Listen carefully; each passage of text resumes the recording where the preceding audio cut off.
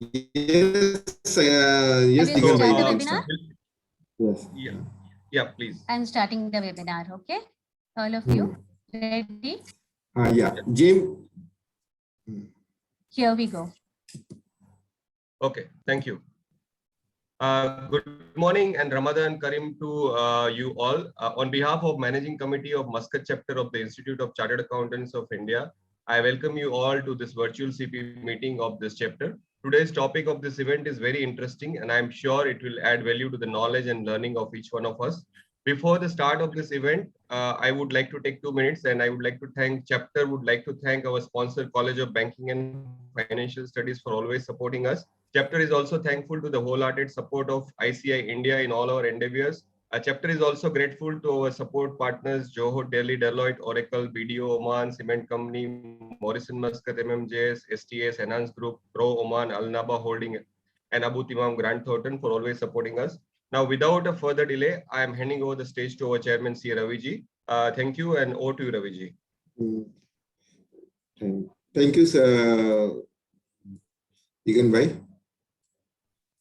Well, respected President, sir, Debashish Mitraji, CA Devaneva Sarmaji, Chairman, Board of Studies, distinguished panelists, CA Ganesh, CFO, Bank Muscat, Mr. Fatik, CFO, Oman Cement Company, CA Vishal Goenkaji, CFO, Renaissance, CA Nath Voraji, and CA Selena Goelji, and the speaker, Mr. Ian Russell from South Africa, Oracle team, Sobaji and Lokendra Rawalji.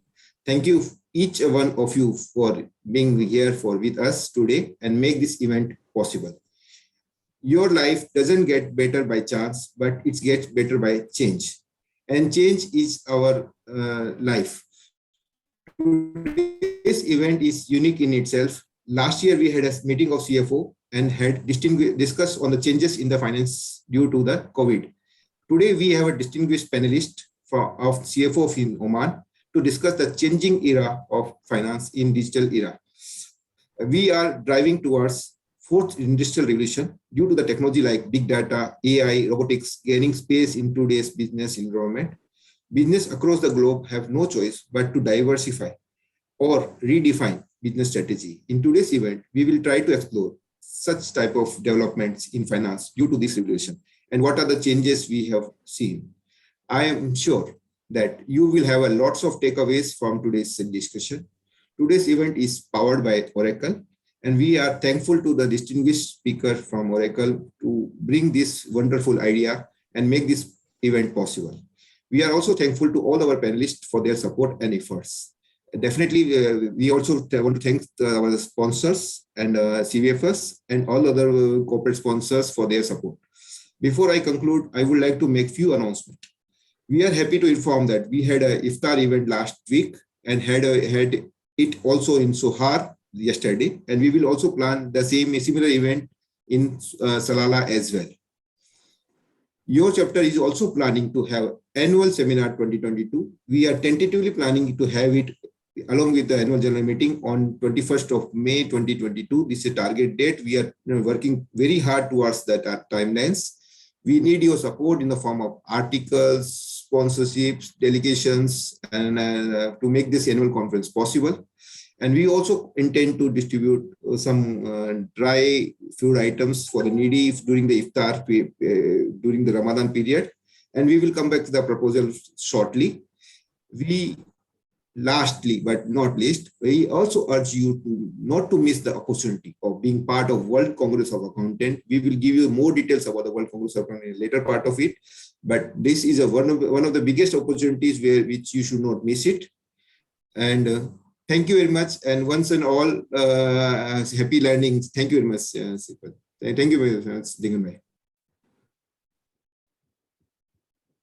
Sorry, my apology. Thank you, Raviji. Thank you for your kind words. Now I would like to welcome CA Jim Joseph to welcome our chief guest, CA Debashish Mitraji, President ICI. Thank you, Dekan Bhai. I know presidents don't need any kind of introduction in this platform, but we have non-members and guests joined us. So for their information and benefit, it's my privilege to welcome and introduce Dr. Debashish Mitraji. He's the president of ICA for the year 2022 to 23. He's serving his third term in the Council of ICA. and he has been serving accounting profession for more than 34 years. Dr. Mitra, a practicing chartered accountant, is also a post accountant, a company secretary, holds master's degree in commerce, is a law graduate, qualified information system auditor, and also a PhD holder.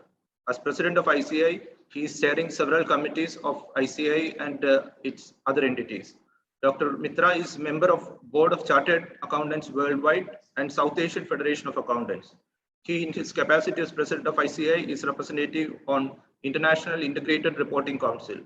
Dr. Mitra is representing ICI in several committees constituted by Government of India and regulators. He is also a seasoned strategist and a leader, an intense trainer, an avid speaker, an active member of several prestigious boards, forums, institutions in India. He is also the former president of Rotary Club of Calcutta, the oldest running Rotary Club in Asia, as well as former national president of Institute of Internal Auditors of India. Considering the time constraint, I'm winding it up. His CV is running to pages. Sir, on behalf of everybody gathered here and ICI Muscat chapter, I welcome you formally to this event. Also request you to address the gathering. Please, sir. Thank you very much, everybody. A very good morning to all of you from India. And thank you especially for having, ensured that my introduction is short. Because see, a president does not require, and don't waste your time introducing the president, but very good, but that you made it short. Ravi ji, and to everybody else in the Muscat chapter, you see, hearty, congratulations to all of you for all the activities that you do, and a happy Ramzan to all of you. Let me tell you what a great pleasure it is for me to address all of you. Because you see, today the institute has about 44 chapters and 31 rep offices. And the other day I had an occasion to address the chapters in the Middle East. And I was saying that the institute will be only complete provided we take the chapters along and ensure that we work hand in hand and shoulder to shoulder, with the chapters. When we call ourselves as the second largest accounting body in the world, you see, these terms that we use for the institute would not be realistic unless the overseas chapters are considered. Because I always take this great pleasure of surprising my listeners by saying that institute's footprints are not only restricted within the country, but its footprints extend beyond the frontiers because of the chapters that we have. Today's topic that we are having is basically on digitization, finance, etc. Dayaniba Sharma is one person, you see, who is working so hard in ensuring that the institute, adapts itself to the digital era. He's also trying to see that the institute innovates and the membership are made aware of the changes that is taking place, the technological changes that is taking place around us. Now, let me tell you today, the other day, I and the Vice President, we were meeting the chairperson of a very important regulator in India. And the very important regulator was saying that what I expect from the membership of the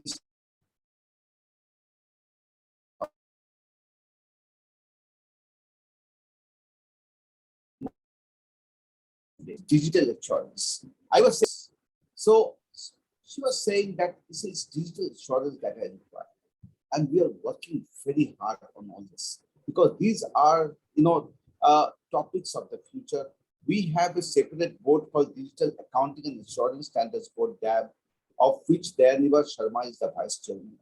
And you see, this board is working on to seeing that, how much we can use artificial intelligence, blockchain, data analytics, cyber security for our benefit. This board is also now working to see that cryptocurrencies in India, to what extent, what is the technological aspects of cryptocurrency? What are the taxation aspects, the accounting aspects, the auditing aspects of cryptocurrency. So this board is doing so much of work. Even the forensic audit, this board has developed the forensic audit standards. Institute of Chartered Accountants of India is a unique body which has the forensic audit standards.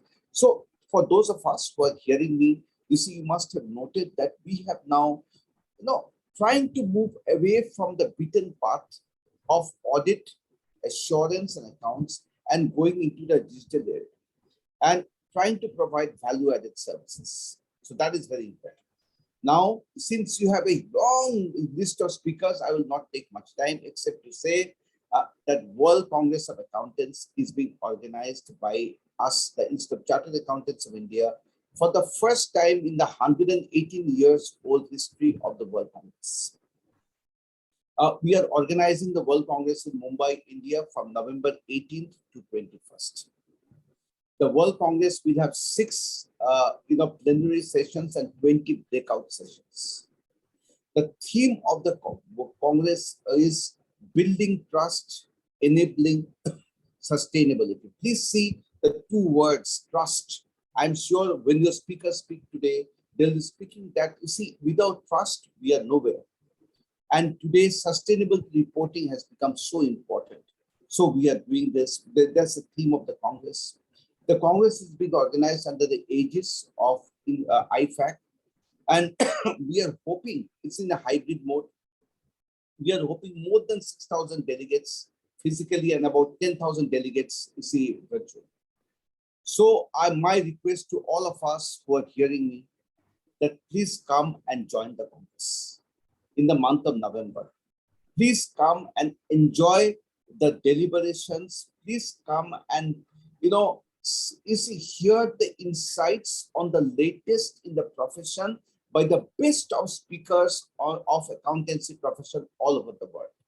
We are trying to get speakers of the stature of Amitabh Bachchan and so many others from all over the world. We are trying to get them together so that, those of us who are attending, it becomes a really memorable experience. We would also want you to not only attend and register, but also to sponsor the Congress. Now, many of you have raised this point that what about the sponsorship details? We are having a meeting on the 25th and the sponsorship brochure showing that if you become a platinum sponsor, these are the facilities that are going to be provided to you. That brochure will be finalized on the 25th and we shall circulate that brochure to all of you. Right? So once more, my appeal to all of you, please come, attend the Congress, register yourself, and please help the success of the Congress by ensuring sponsorship for it. I wish the Muscat chapter the very best. You are the chapter which is very close to our hearts. And I see that you're organizing in the month of May, your annual conference. I wish you the very best. When you go ahead and organize such a major event. And needless to mention, I look forward to being with you physically in the very near future. Once again, thank you very much for inviting me and wishing you all the very best for all your future endeavors. Thank you very much. Thank you, sir. Yeah. Thank you, sir, for your kind words. And with your support only, we are able to do all these activities. Now, I would like to invite CA Sangeeta ji to welcome our guest of honor, CA Daya Nivas ji. Sangeeta ji. Thank you, CA Digan bhai. It is my honor and privilege to welcome CA Daya Nivas ji for our event. CA Daya Nivas Sharma is a Central Council member of ICAI. He is a managing partner of Lakshmi Nivas and Company Chartered Accountants. From the academic, he is certified information system auditor as well as certified forensic auditor. And from the roles he has played in, he's been into in the Institute of Chartered Accountants of India. He's a chairman, peer review board, chairman of Members and Student Services Directorate, including SSP. Is vice chair of Digital Accounting and Assurance Board, vice chair of Financial Reporting Review Board, board member of Quality Review Board, board member of XBRL India, member of UDIN, Directorate and Digital Transformation Process Re-Engineering Group, DTPRG. He is a chairman of Center of Excellence in Hyderabad, member of multiple central committee. The roles under the professional and personal front. CA Dayanivas Sharma qualified in 2005, did his articleship with PwC, thereafter revived Lakshmi Nivas and Company from 1 member to 130 staff firm and contributed 100 plus CAs to the fraternity. That's an amazing achievement, I would say. Their group is one of its kind to be called as Indian multinational firm or Make in India firm of chartered accountant. That is another feather on the cap. He has been covered by a coffee table book and recognized as Young India Visionary by IMG Innovative Media Group in the whole of UAE. At ICI, national and international forums, he took sessions and seminars on 23 plus topics. And with this, I open the floor for Dayanivas ji. Thank you so much. And I welcome you for this event. Thank you very much, Sangeeta. Thank you very much, Ravi ji, for inviting me to Muscat chapter. It is really a pleasure. And I see a lot of new things which is going to come up in this time. President sir, always love to welcome you ever. Repeatedly, time and again, every day, every moment, because you are one such person who motivates and encourages a lot of people around, and I am one such person. So Sangeeta, one quick thing which I would like to say, the topic is evolving. So I have evolved under the presidentship of Mr. Devashish Mitra, and I have become the Board of Studies chairman. So the discussion which you, the introduction you gave was the old one. So the evolved one is totally different. And I am really happy to share one thing. I don't take it in any other sense. It is only a compliment because I've also evolved. I've realized now, being a chairman of Board of Studies, and more importantly, President sir, I am really thankful to you on the international platform. Today, I would like to share that, you have seen certain things, and 3 such projects of your vision document 22 are being given to me to take and hold the flag on the top, which is 1, Board of Studies, where we are going to come out with, friends, I would like to kindly make a note. This is something which our president is going to give this year to all of us, which is going to be a very big thing, which is Board of Studies. The CRET has been formed and we have filed the documents with the Ministry of Corporate Affairs. And you all will be very happy to note, under our presidentship of Devashish Mitra sir, we are going to launch first time the international curriculum in a very large manner. So ICI is going to not only make curriculum for India, now we are going to launch our ICI across the globe. So President sir, hats off to you for this. And there cannot be a better topic, better date than today when you talk about changing role of finance in, in digital era. Friends, I would like to say for the first time in history of 74 years of ICI, we have formed a committee called Digital Reengineering and Transformation Committee, where we are going to transform the entire technology, whether it is software or hardware, into one single sign-on. Mean the entire ICI is going to be on one single platform. Just imagine for a moment. For anything and everything, when you want to learn, you want to connect, everything is going to come. And Digital Learning Hub, which our Vice President sir has given to our ICI. Now, Raviji, it is very important that you all people play a very important role for using the Digital Learning Platform Hub for creating multiple forums, which we can go subject-wise, topic-wise, country-wise, anything. And we'll have our own centralized, chatting facility or, sharing of knowledge facility. So that is also, which is going to be one of the biggest one. Perfect. Yeah. And finally, one of the most important part, which I would like to tell you all, when you talk about changing role, I think ICI has been just 20 years ahead in thinking on digital side. That is how the systems audit was being launched way back in 2000 year. And today we are 22 years ahead in the digitization process. And SSP portal has been one of the biggest game changer for all of our members. I think, Ian, there's something which you need to note. Within 18 months, we have done a complete migration of data of 5 crore data files, which is 5 crore. I don't know how you convert 500 million, right, Ravi? So that's a huge number of data which has been transformed within 18 months. And this entire institute has become digital in this COVID time itself. Friends, when you talk about changing role, I think the most important part which we all have to understand is the disruptive trend, which is called the ABCD, which is artificial intelligence, blockchain, cloud computing, cybersecurity, data analytics. We have been always ahead and would like to share with you. I don't know how many of you have read. When you talk about digitizing the finance function, we have come out with the first research paper with ICAEW on robotic process automation, which is a case study of more than 9 companies or 10 companies, 5 in India and 5 in UK.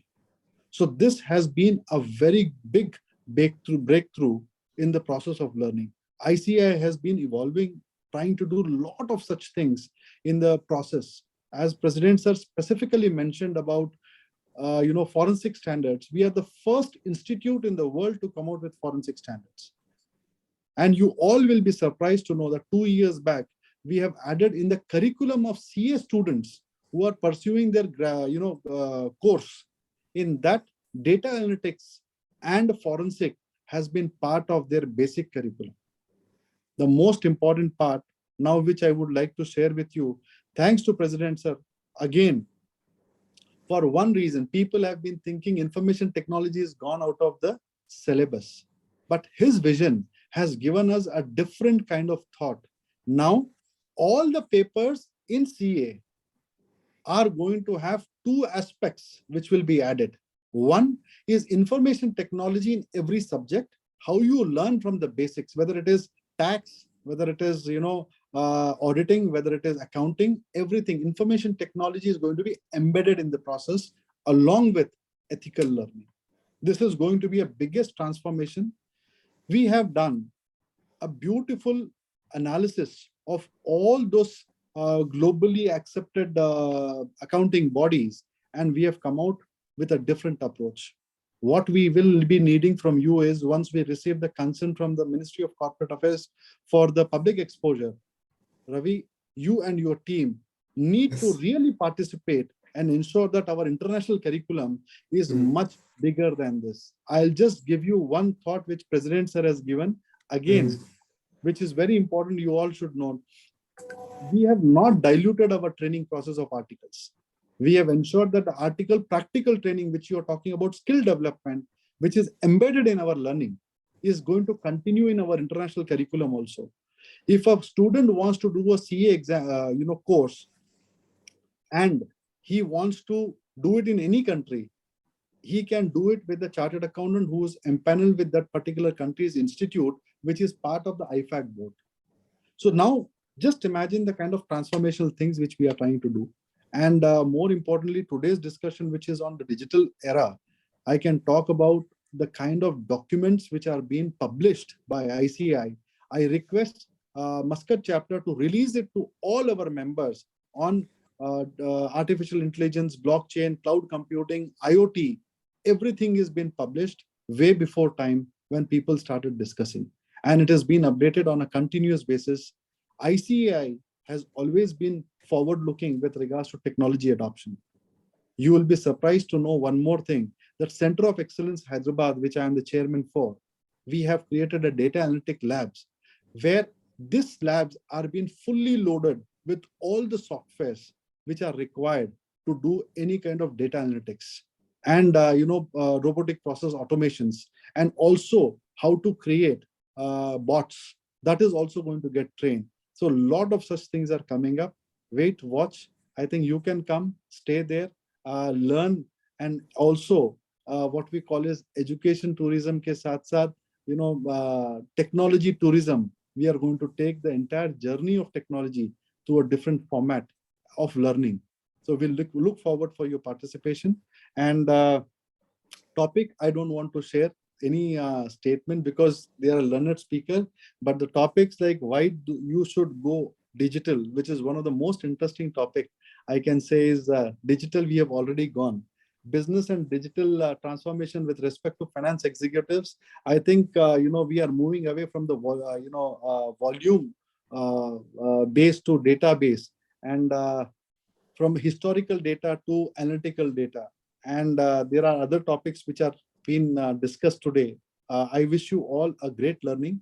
I would love to come as a speaker rather than a guest of honor to share my views on various thoughts which ICI has been evolving, and would love to take your inputs also on developing more things in time to come. Thank you all. Thank you very much. Sir, noted the contents, and we will invite you as a speaker next event. Thank you so much, sir. Thank you for your kind words, and thank you for enlightening us with the process changes at ICI and how ICI is moving ahead.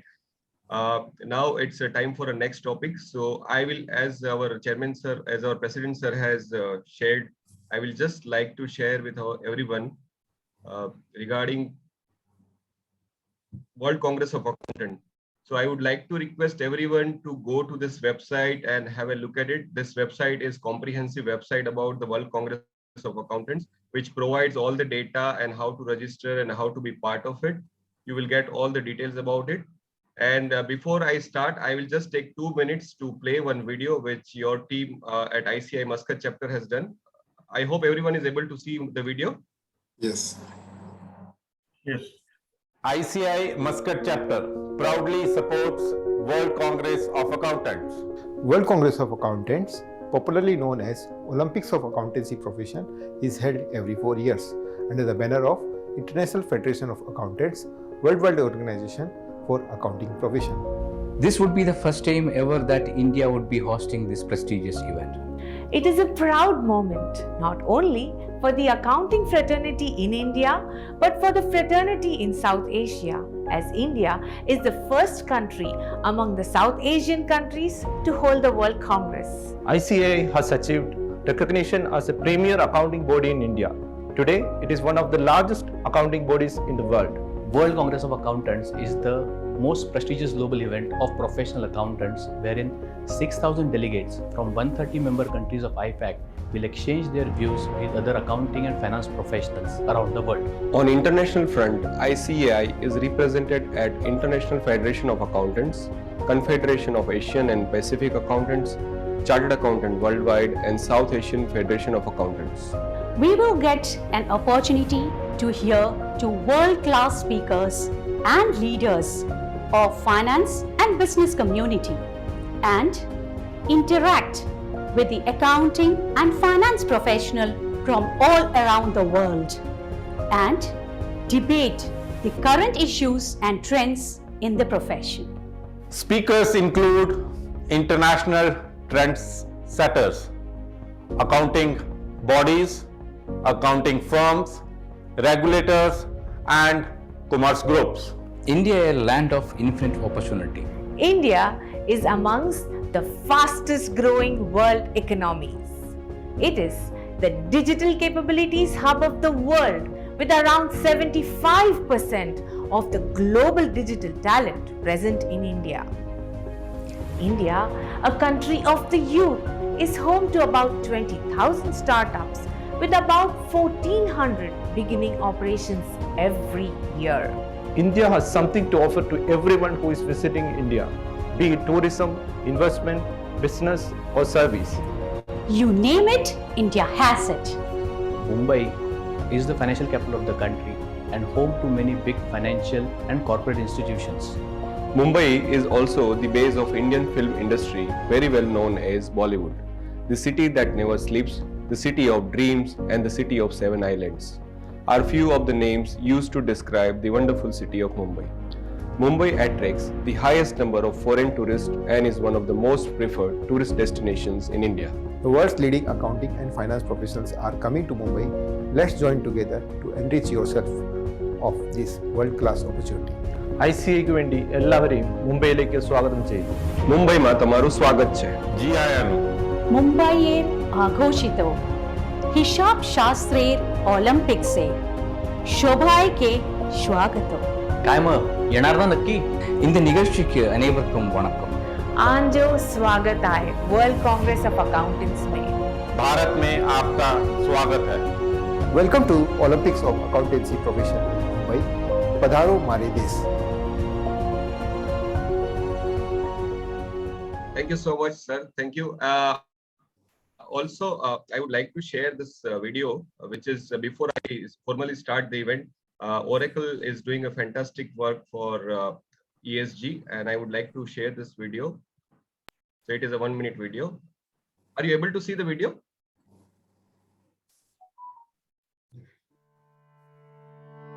Trees clean the air we breathe. Oh, sorry. Filter the water we drink, and provide habitat to more than 80% of the world's terrestrial biodiversity. By partnering with Forest Nation and with your help, Oracle is planting trees and fighting degradation globe. We're incredibly proud. Sorry, you are able to see the screen or not? My video? Yes, we can see. Sorry. That our greatest assets, our people and our technology, are changing lives for the better every day.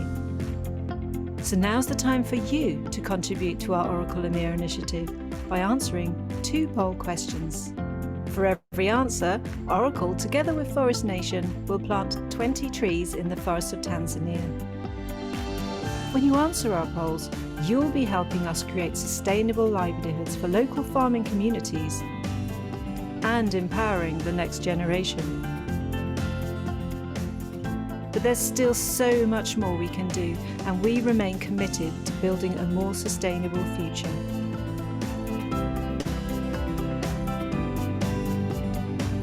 Learn more about our sustainability initiative by clicking on the link in the chat.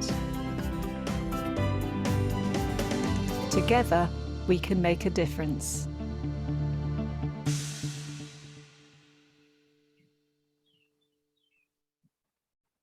Thank you so much. So now moving on to the next topic, I would like to invite CA Unmesh Bhomeji to welcome Mr. Ian Russell, who is our guest today for another next topic. Unmesh ji. Good morning, everybody.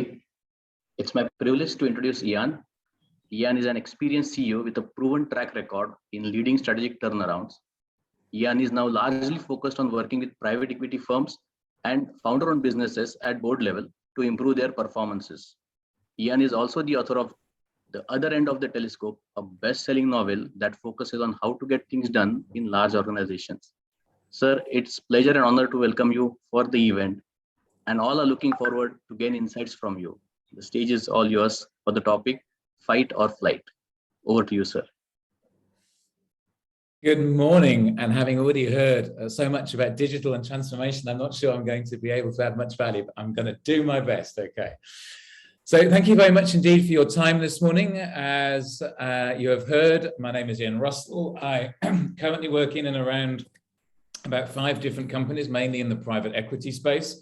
And I have been doing so over the last 3 or 4 years, which meant that I looked after those organizations as we've been through the most incredible level of change, the most incredible, difficult times I think we've ever come across. And that's why I've entitled my speech this morning, Fight or Flight, because you see, we always have a choice. One of my favorite novels is called The Go-Between, written by L.P. Hartley, and it has a very famous opening line. It says, "The past is a foreign country.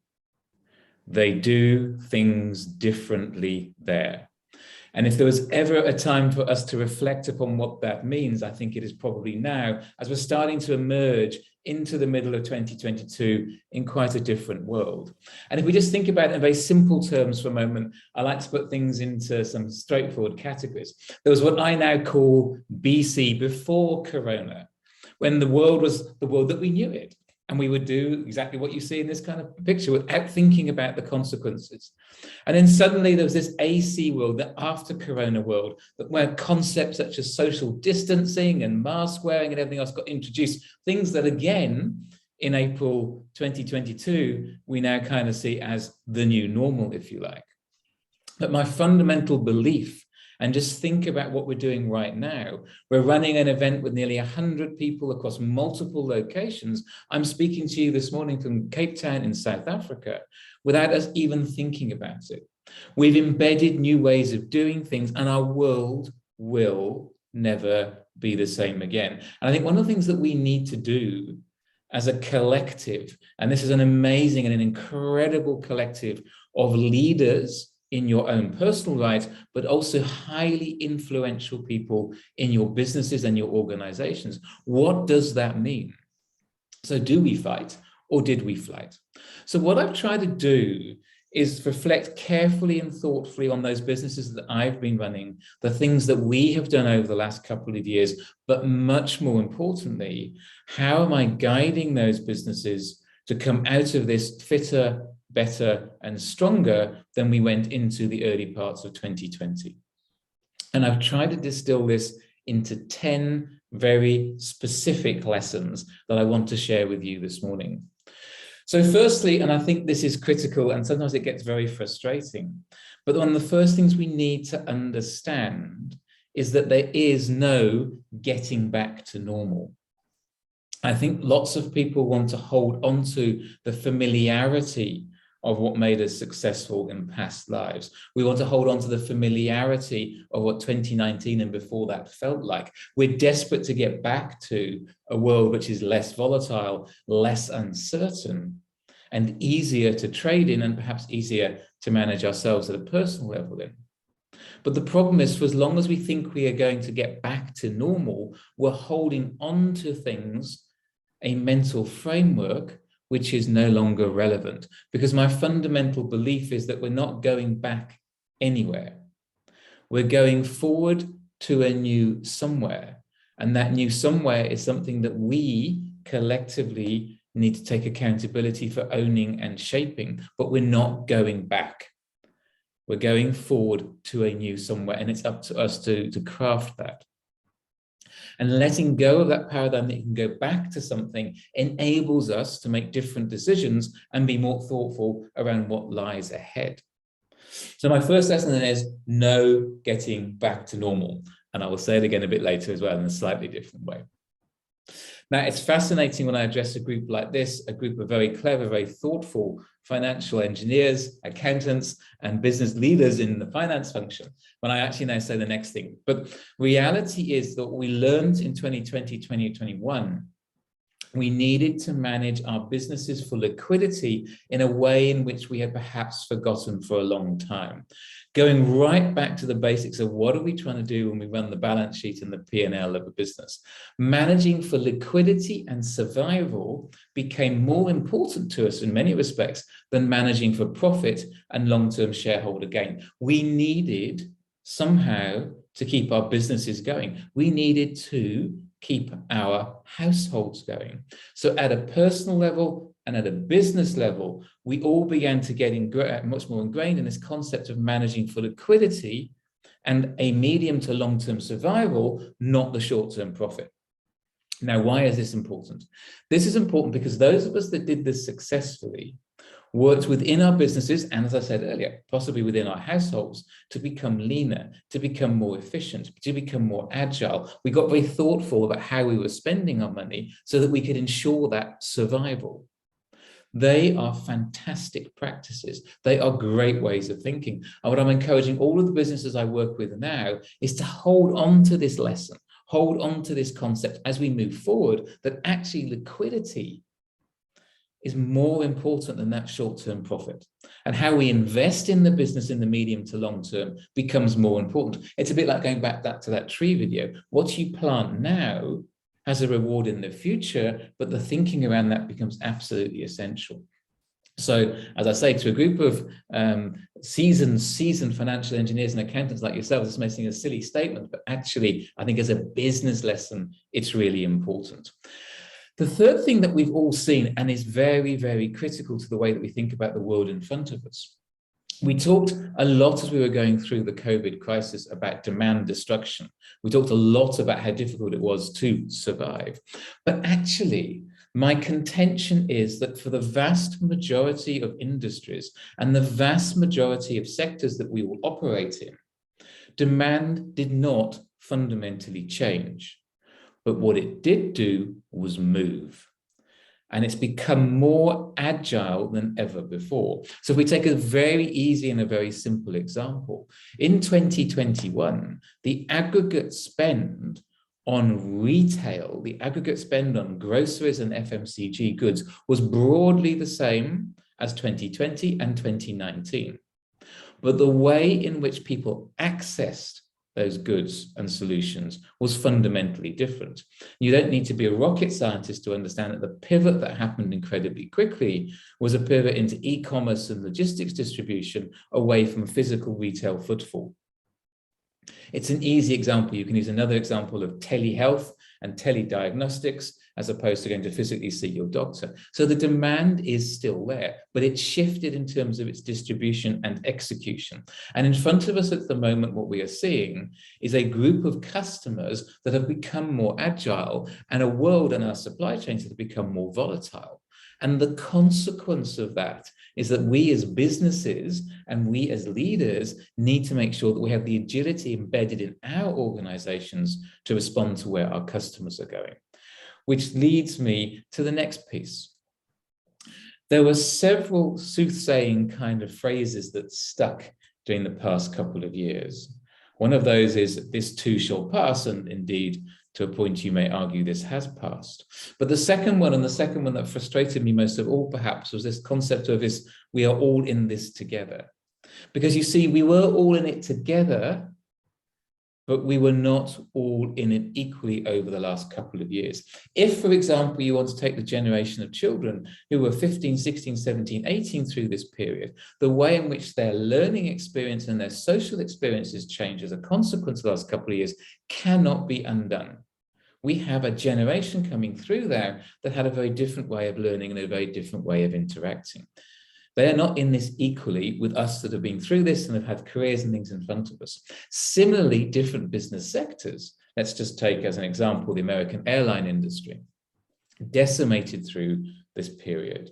Whereas something like the platform we're using today, like Zoom, accelerated through this period. So sectors got treated very differently. Groups of people get treated very differently. But the trick for us as business leaders, the trick for us is to understand, how do we make sure that we come out of this unequally with a competitive advantage that we didn't have before? So all disruption creates opportunity. And we've been through the most significant period of disruption that I believe any of us have experienced before.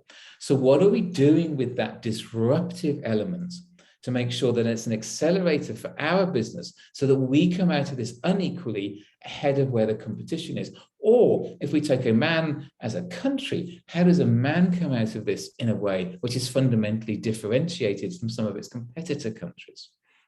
We are not in this equally. Let's not think like that. In the earlier introductions, we heard about how your institute has begun to fundamentally reinvest in digital. That allows you to come out of this unequally in a more competitive and flexible and agile position than others. So a key lesson for me is we're not in this equally. But then we're going to maximize and understand the value of that disruption to our greater good. Which leads me directly to my next point about customers. So just as your businesses will be different, just as you've become different as an individual through the experiences of the last couple of years, so have your customers. This could be the customers of your institute, but actually just bring this back to your businesses that you run and lead at the moment. Their demand patterns have changed. Their expectations of you have changed. Their affordability for certain products and solutions have changed.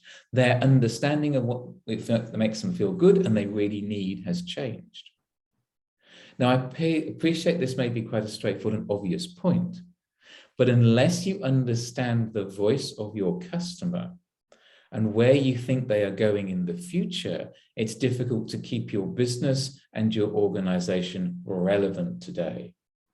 So I think one of the things that we've all learned over the last couple of years is that demand becomes more agile. We don't want to be in this equally. And a big unlock to that, therefore, is really understanding our customers' differences from the past and what they need in the future as a lever for improved business success.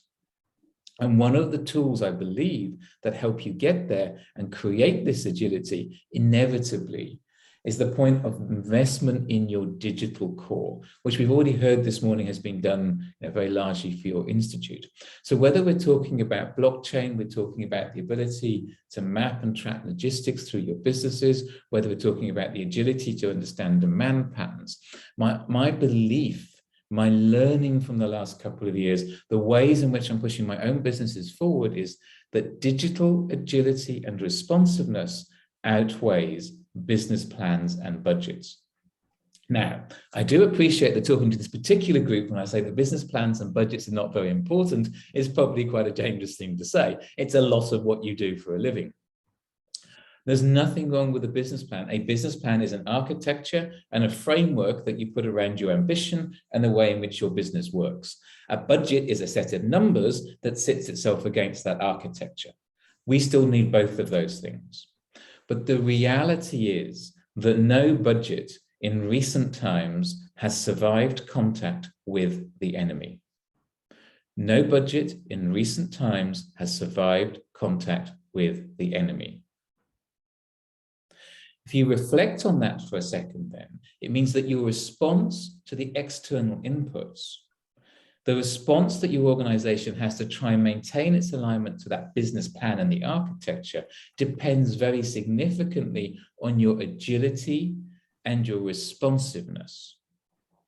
And that digital core that you create and you invest in powers, to a huge extent, your opportunity to be agile and to respond. So I'm not saying business plans and budgets are not important, but actually right now, I would work on much shorter budgeting cycles. I would assume that whatever budget we put together is going to be wrong. I would rely on the business's agility, its digital core and everything that sits there to allow it to be successful moving forwards. So I think this is a key and a critical takeaway. I talked earlier about the fact that there isn't a going back to normal. But I think critically, we need to go beyond that framework and talk about how we build our new business moving forwards. And you cannot build new ways of doing on the old ways of thinking. So this is a fantastic, experienced group of people. We've all had careers that are behind us. We all still hope to have a future in terms of our corporate lives. But a lot of what made us successful in the past, those experiences, are things that I call the experience overhang. It hangs across the top of you. It informs and influences the ways in which you now think you can do things in the future. What I'm saying is that experience overhang can become quite dangerous. It can inhibit the opportunity. Somehow, as leaders of our organizations, we have to let go of some of that past and understand that we can't build new ways of doing on old ways of thinking. I often say to people that innovation is not starting something new, but rather innovation is stopping doing something old. Innovation is not starting something new, it is stopping doing something old.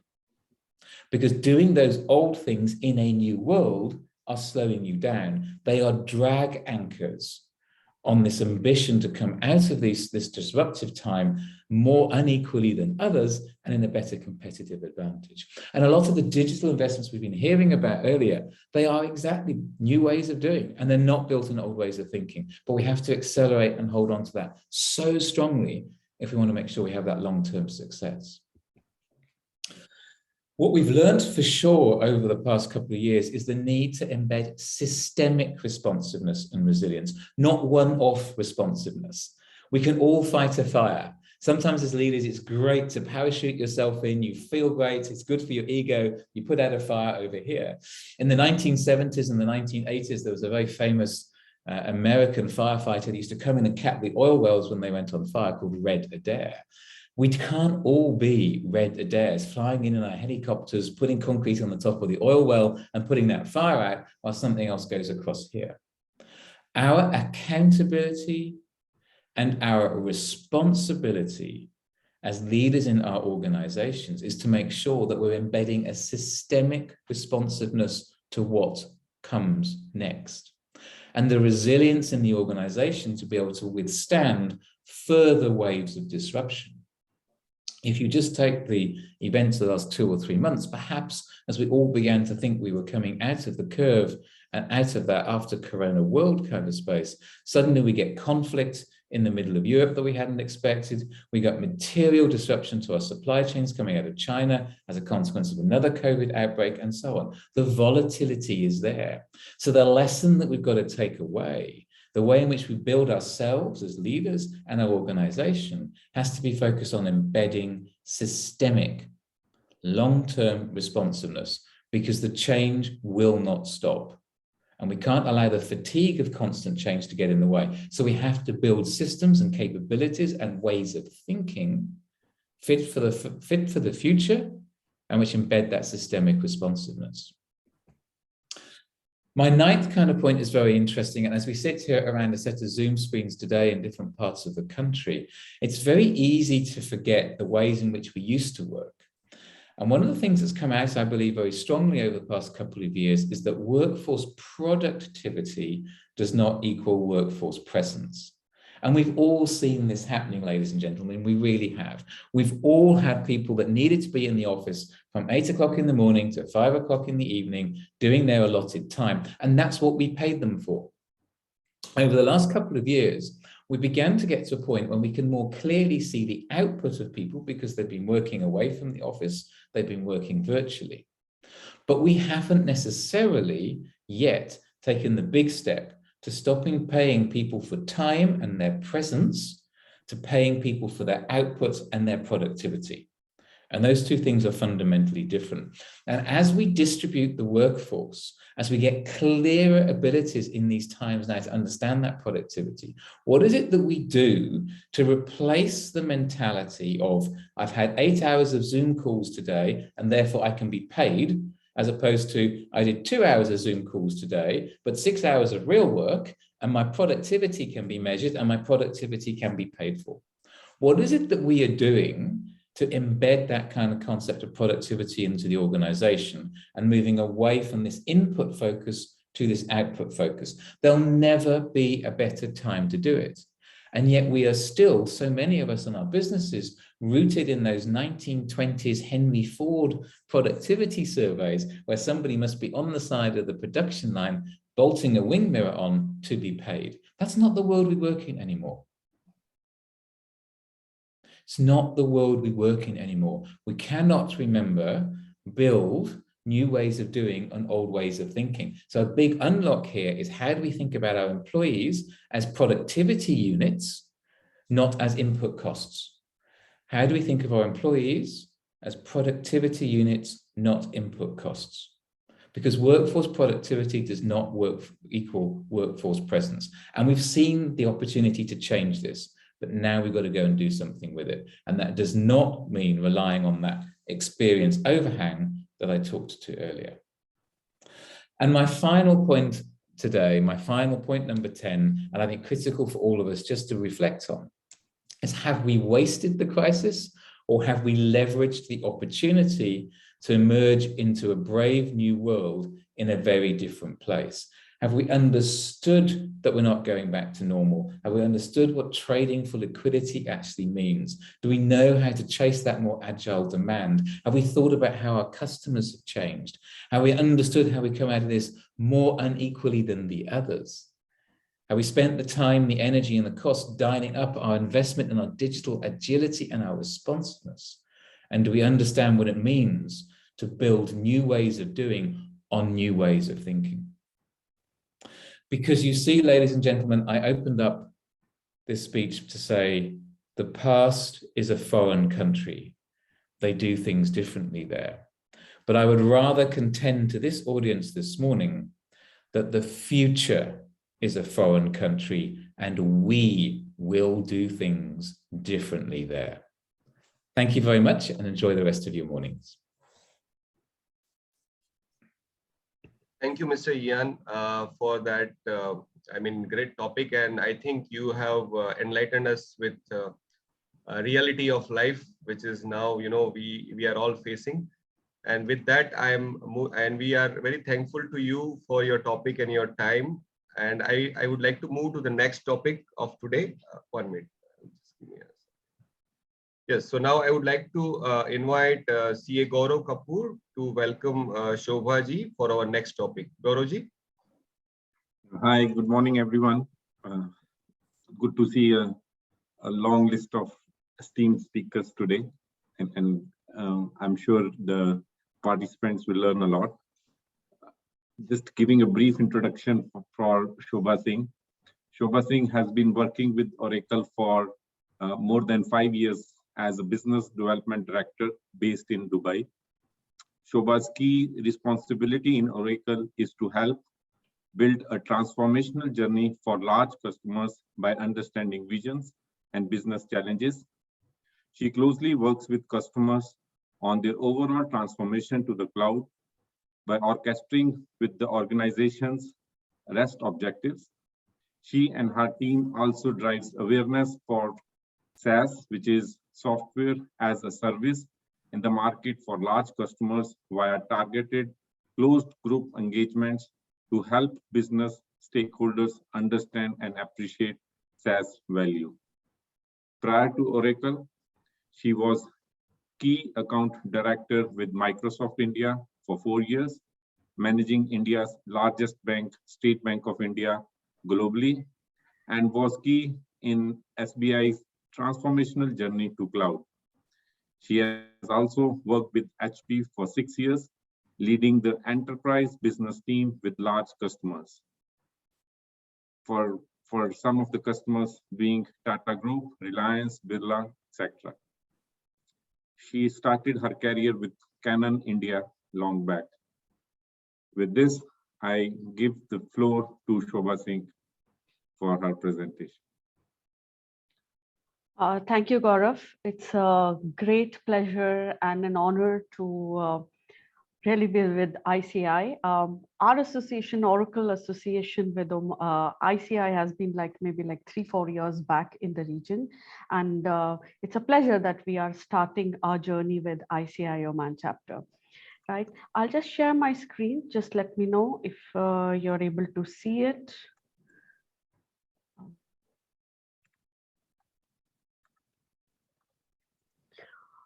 Are you able to see my screen? Yes, Shobhaji. Okay, great. So again, a warm welcome from Oracle and a good morning, good afternoon to all of you. And I just hope you all are staying safe. Life is slowly getting back to normal, right? I remember Ravi said, why can't we do this session in person? And I said that, give us 2 months more time. We are still trying to cope up with going back to normalcy after 2 years. So we'll hope and we look forward to meeting all of you very, very soon, right? Today, very briefly, I'll set the context of evolving role of finance. We discussed about it because I prefer not to say it is a changing role. It is not changing, it is actually evolving. There's a big difference between the two words. It's not changed, but it has evolved over a period of time. And I think last 2 or 3 years, or especially 2 years of COVID has really made this role or this function of finance in a very different manner, where finance function is actually redefining what is the best for the organization in the world of change. And that's what I'm going to briefly talk about. If we go back, right, maybe 4 or 5 years back, the role of finance, or what we call the role of CFO, or what we in Oracle prefer to call is the Office of Finance, that how this profession has changed, right? Earlier, this profession was basically a trusted advisor for finance. You heard from your esteemed chairman, the presidents, that it was earlier the numbers, right? Large volume of numbers, which all of you were working on, churning on, and it was more of back office focus on the numbers, right? That was finance is equals to number, right? However, this role in last 4-5 years specifically is heading from a very technical and an analytical report perspective to a very integrated figure across the organization, right? And if you look at, and this role, especially in last 2 years of COVID, when we all were working from home, has emerged as one of the most powerful role where it is a co-creator of business strategy. And you'll hear in the panel discussion, like we have esteemed CFOs, that how they are actually creating the business strategy and they are navigating the businesses. So this role of finance or the finance function is now coming in the new world or the new era, coming with a greater responsibility with the management team. It is not just a finance function, it is the finance function, right? It is 100% connected, very, very strategist role, very flexible and moldable, but at the same time, it is not about just being a strategist.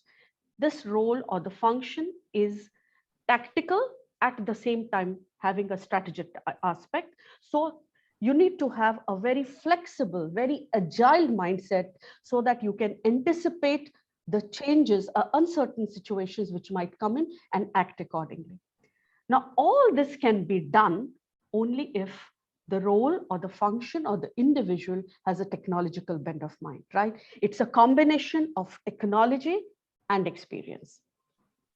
Now, what we did is we would like to share our experience. We as a technology company globally, we have done a lot of surveys. We speak to customers globally. We work with associations like you. We have spoken to a lot of customers during our meetings and during the interactions. There are very strong trends which have emerged, especially in last 2 years, that how few of the large organizations or the few of the organization in this volatile, complex, uncertain VUCA world, how they are able to cope. And most importantly, it is not about survival. It is about how they thrive, how they are redefining best, and how they are navigating towards growth. So many of the organizations who were successful, or they adopted a very fundamental and structural change, and they emerged as a winner during this COVID-19 crisis, right? And COVID-19, why we are taking an example, we don't know what uncertain situations might come in. There are geopolitical issues which are going on. COVID is still not over. It is still there. What shape it might take, we don't know. So the uncertainty is very much there. What situations will come in? And that is where the businesses needs a very reimagined approach. The usual way, like Ian said, Mr. President said, the usual approach will not work. And the reimagined approach, the confidence to redefine with agility, to redefine the best, what is in the world of change. Now, 4 trends which came very, as I mentioned, we took, different interviews, meetings, etc. The 4 trends which came as a very powerful trend were business transformation, right? So actually 3 trends, if I may say. I'll just put it that what these 3 trends came in: business transformation, which led to digital transformation, and that led to a financial transformation. I'll just quickly unfold. What do we mean by it? Now, business transformation means one has to adapt from a journey to survive to thrive. It is not about survival. It is about thrive. It is about growing. Now, agile enterprises took reimagination. They took the lead, retooling, reprocessing, how to navigate and pave way for the growth. Like, to give you an example, Ian also touched on it. All of a sudden, COVID, within a night, overnight, the whole world became digital. We were talking about digital transformation, but the real digital transformation happened overnight. Everybody became, like 11th or 12th of March, the whole world literally 2020 went on to work from home, right?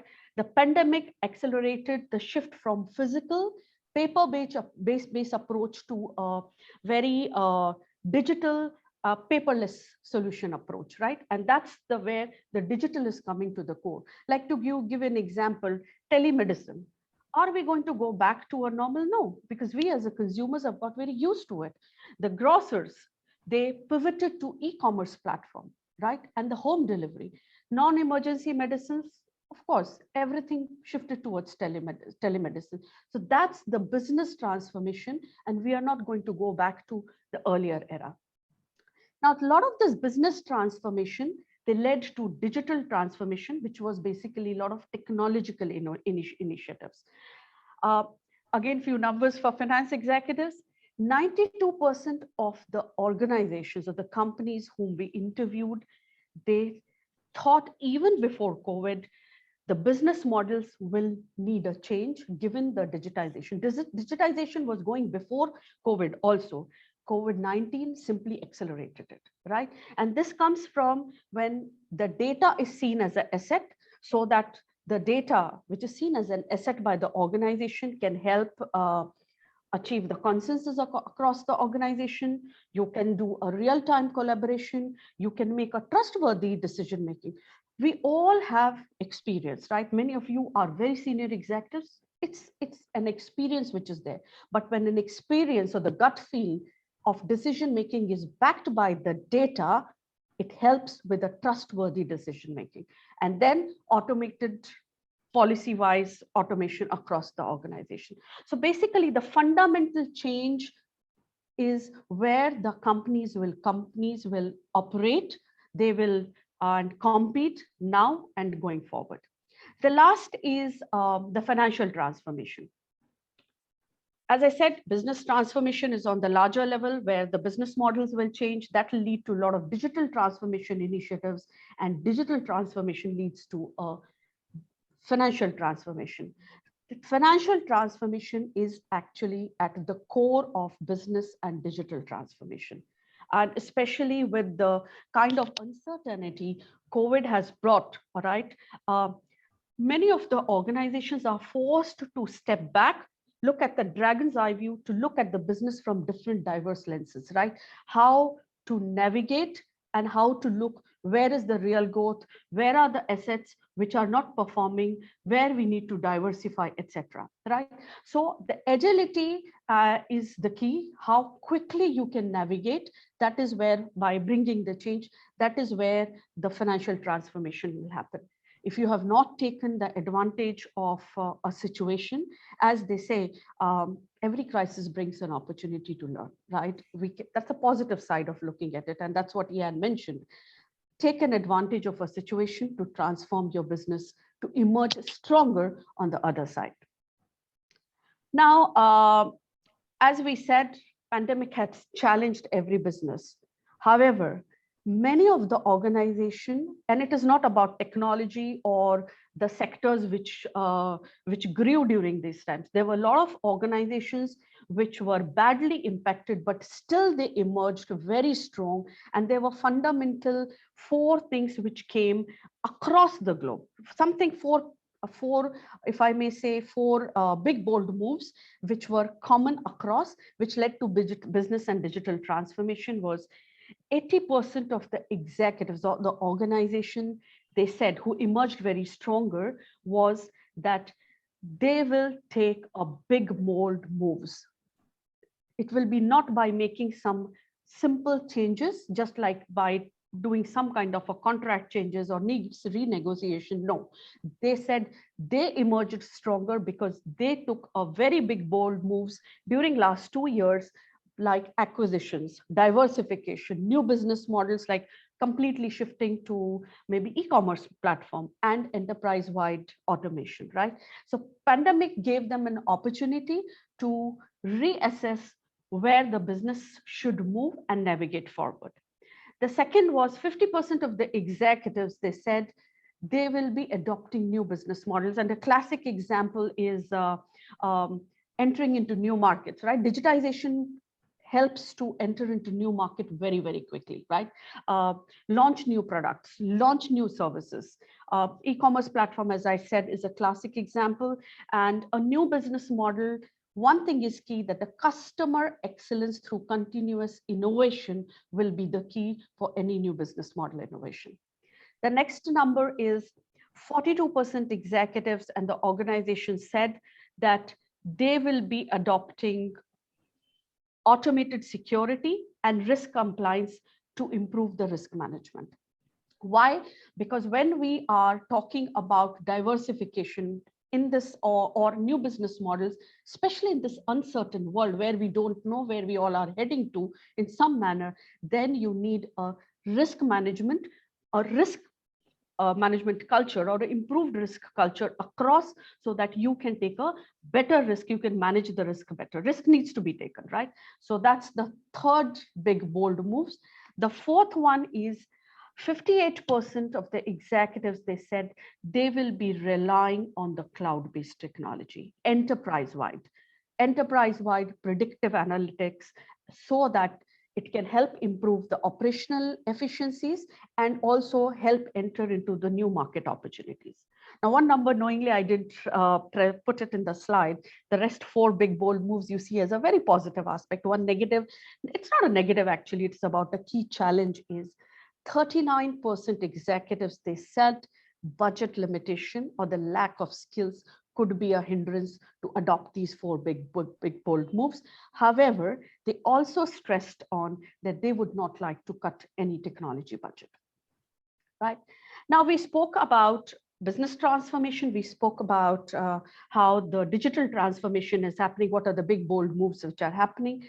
Now, the next part of the study was, what are the 4 big bold moves for finance transformation? I'll just quickly touch on it because the real person who can really articulate it well is one of, he's a chartered accountant, my colleague Lokendra Rawat, who is with us only. He will go and dwell further deep into it, but I'll just set a context to it, right?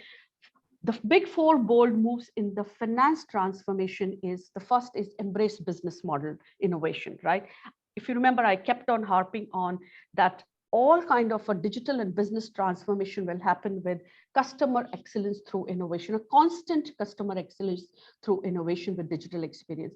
So organizations, they said, finance transformation will be when they will invest into new business model, maybe service-based, less CapEx-based, recurring revenue models, relentless focus on the automation, digitization, etc. The second one is that the finance function will transform with merger and acquisitions, right? Identify which are the right merger and acquisition target. And this can happen, this needs to be done on a quick basis with the agile basis, so that you can do acquisitions faster, you can onboard the acquired company faster, harmonize your financials across all ERPs, disparate systems, bring them together so that you can build a common strategy across. So that is about merger and acquisitions. The third is automated close, that start your big bold move with a automated, connected, fast closure, which is more accurate, which is more transparent, and it is data driven. Last, I already spoke about risk intelligent culture, so I'll not dwell this further. Now, advice to chartered accountants. As I said, we work with ICI. We are working very closely. We are working very closely with other large associations, finance associations also. And four advices which came commonly across was for the chartered accountants of the future is develop a growth and innovation mindset. Actually, it is not about finance or chartered accountant. It's about everyone who is that you need to develop a growth and innovation mindset, focus on digital transformation, have a bigger picture and not only the finance focused approach, because that's the way the role is evolving. Then the third is risk intelligent culture, adopt a very performance driven risk intelligent culture. And last but not the least is hone the skills continuously. The learning needs to be continuous, and the leaders needs to mentor the younger ones. The younger one needs to learn the new sets of skills which are required. With this, I would like to end my message. It's time for finance executives to look inward, to reimagine, to reinvent, to pave way, to refine the best in the world of change. With this, I would like to thank you, and I would like to hand it over to my colleague, Lokendra Rawat. Thank you, Shobhaji. Before Lokendra ji, you start, I would like to introduce you. Lokendra ji is Mr. Lokendra Rawat is a business development leader, Oracle. Lokendra is the business development leader for Oracle. In his role, Lokendra assists large strategic customers in unlocking the value of cloud applications by delivering personalized value proposition content. Prior to current role, Lokendra was the consulting director for Middle East, GCC, and Levant regions. He was responsible for the delivery of all the projects in this region. He has been with Oracle Middle East from 2001 and has an overall finance and IT industry experience of around 22 years. By profession, a qualified certified chartered accountant, Lokendra has worked on projects with most of the big customer names in the Middle East, delivered projects at more than 75 customer sites in Middle East. Winner of multiple awards at Oracle for consistent success in project delivery activities. Working in Oracle Consulting Middle East since 2001. Prior to that, worked with global pharmaceutical company Pfizer as finance manager. Mr. Lokendra Rawat, stage is yours, please. Thank you so much. Thank you. Good morning, everyone. I hope you guys are all safe, sound, have all taken your vaccinations and all doing very well. What I'll do is I'll just share my screen first and just let me know if it comes up for all of you to see. Yes, look, just put it in PPT. Yes, perfect. Yeah. All right. So thanks so much, actually, for hosting the Oracle people today, because it's always an honor to present to any of the ICA chapters, specifically in the Middle East, considering that I've had my entire career spent only in the Middle East region. So again, thank you to all of you, the esteemed guests, the panel speakers, and also the customers who are actually going to be speaking on the discussion panel today as well. What me and Shobha decided before taking on this particular presentation topic, which is the evolving role of finance, what we decided was, let's not go with a mundane narrative of AI, blockchain, IoT, which is what most of the forums these days have been speaking about, specifically in the context of the aftermath of COVID-19. We decided let's move the narrative from there, because now it's understood that the world is moving towards these emerging technologies. This is where everyone would be maybe 5 years down the line, specifically given the fact that 5 years back, nobody was even thinking of moving to cloud. But today it's more or less a reality that most of us have actually accepted it. So we decided to actually look at a theme of topic which is more relevant, given the fact that COVID was more about surviving. People were actually trying to survive COVID, given the fact that working capital had become such a huge concern for most of the corporates during 2019-20, and also some part of 2021 as well.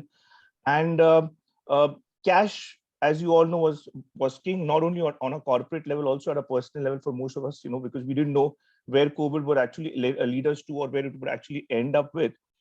So we decided that instead of looking at all the trends related to COVID, industry trends related to digitization, why not look at what are the chartered accountants in the world today thinking of investing in, or what are the chartered accountants talking of in forums worldwide, where they believe the policy of surviving has moved on to the policy of thriving, which means COVID is somewhere behind our backs, at least to a certain extent.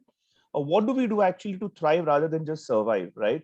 So based on all these statistics that Oracle management consulting arm formulated, based on a lot of these surveys that Oracle also did with a lot of CPE associations in the US and Europe, we came up with this 4 big bold moves that most of the chartered accountants worldwide are recommending, where they will be actually concentrating on in the next 1 or 2 years in terms of technological advancements. And this is exactly what the theme of my presentation is. I'm going to present to you 4 big bold moves, which will be the resonating themes of the years to come. Again, as I said, this is not about AI and business intelligence, analytics and all that, because this has been done to death in the last 2-3 years. This is more about what the chartered accountants of today believe, based on what they saw in the last 2 years of disruption. This is what they would actually want to invest in, and this is where they feel the maximum traction would be in the world coming forward. So this is why we've actually called this particular presentation as 4 big moves. And the first one, which I wanted to actually present to you, was the change in the business model and innovation, which is what is sweeping the world today. So I'll give you a simple example. If you were to just pause and look at the top 5 companies on S&P 500 today, or were to even look at the top 5 companies on NASDAQ today, you would realize all the top 5 companies are cloud companies. All the top 5 companies are actually running a service-based business model, which is very important for all of us to understand. So let's take Oracle itself, or for that matter, even if you look at any of our competitors like Amazon or even Google for that matter, or let's take Netflix, which has actually entered our homes during the COVID times very, very intensely. All of these companies are actually working on a recurring service-based model. They are no longer selling you a product. They're actually offering you a service. They're asking you to pay a price for that service. And what they're telling you is, if you're not happy with the service 2 years down the line, 3 years down the line, you can switch off, move on to another service partner. And this is where the world is actually moving towards. If I were to expand the 5 IT companies to 25 IT companies on S&P 500, you would realize that these 25 companies are actually having a market capitalization of more than $4 trillion right now on the market. And none of these companies are actually selling you product.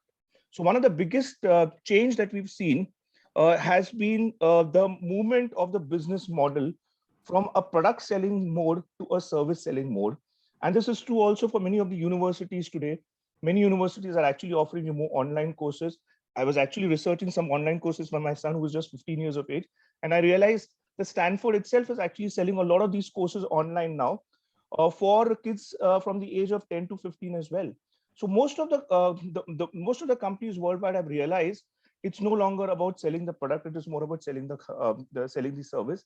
And this is where we believe the next battle is going to be won in the next is going to be held in the next few years to come. So it's important that as accountants we start relooking at what are those new business models that are coming in the market.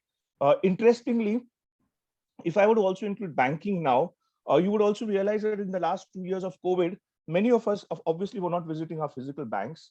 And I can confirm from at least the UAE trends that majority of the banks actually did away with their the branches, the brick and mortar branches, for the simple reason it was a huge amount of overhead. Two, post-COVID, most of the banks have realized that customers are preferring to actually interact more with them, either on the omni channels on the internet, and most of them are actually still scared to physically visit the banks as well. So what it also means is there is a world of change in terms of the customer excellence that we're talking of in the world today. Most of the companies today, if they have to survive, have to offer a different kind of customer experience because the customers today want that kind of experience on the internet as well. So again, this is one of the sweeping trends that you can see, which is actually moving off, sweeping across the world. If you were to look at some of the top banks, you would notice in the last 1 to 2 years, majority of them actually have changed the way they're interacting with you on the internet as well. A majority of them have actually changed the look and feel of their applications on the internet, which actually all points out to the fact that customer excellence as a means to serve you is here to stay, and it is going to get more and more innovative. And the last point is, of course, the acceleration to the cloud part. Today, what we are witnessing is majority of the businesses are no longer that reluctant to move to the cloud as they were probably 3 years back. The reason being, work from home has penetrated our lives. I know of so many of the local groups in the UAE where, in spite of they being in businesses like retail, real estate, they're actually encouraging the accountants to work from home.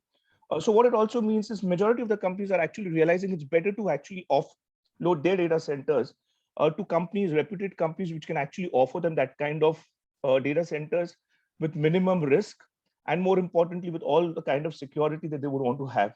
So acceleration to the cloud is also one of the most important trends that we are witnessing. And what I would also like to add here is, specifically for UAE, we've seen our business the maximum post-COVID in this region before we've ever seen it before the COVID pandemic actually happened, which also points to the fact that there is a great amount of acceptance to move to the cloud. We've seen a lot of public sector enterprises here move to the cloud. We've seen a lot of banks move on to the cloud, and UAE at least is no longer asking this question, why to move to the cloud. Actually, it's more of when to move to the cloud. So this is again one big trend that we've been witnessing. So this was the first big bold move that we wanted to actually present to you on the change in the business model that is actually sweeping the world post-COVID. The second thing is actually a very interesting one on the mergers and acquisitions and the divestiture parts. So most people are actually under the impression that, in 2020, when COVID was at its peak, majority of the companies were actually only trying to preserve their working capital, but that's not true. If you look at this slide, you would realize that in the third quarter of 2020, more than $1 trillion of mergers and acquisitions happened in the world, because there were many companies who were actually wanting to sell off, and there were many companies who were actually wanting to consolidate and also look for this opportunity of taking over some of these businesses worldwide. And the interesting trend, if you notice, is on the bottom part of the slide. When we actually asked a lot of these CIMA or these CPAs in Europe and in the US on what is that one tool they as accountants or CFOs would want ERP companies to offer them post-COVID, most of them actually responded that they would want to have an automated scenario modeling tool being offered to them. So majority of these respondents actually came up with this suggestion because during COVID times, business scenario was getting so unpredictable and risky. Most of the CFOs were being asked by their CEOs to come up with some number crunching on, these what if scenarios of, what if, one part of the business is hived off, or what happens, if some part of the staff is either, rationalized or laid off. What are those profitability scenarios that the organization can look at, from a worst case scenario to a best case scenario?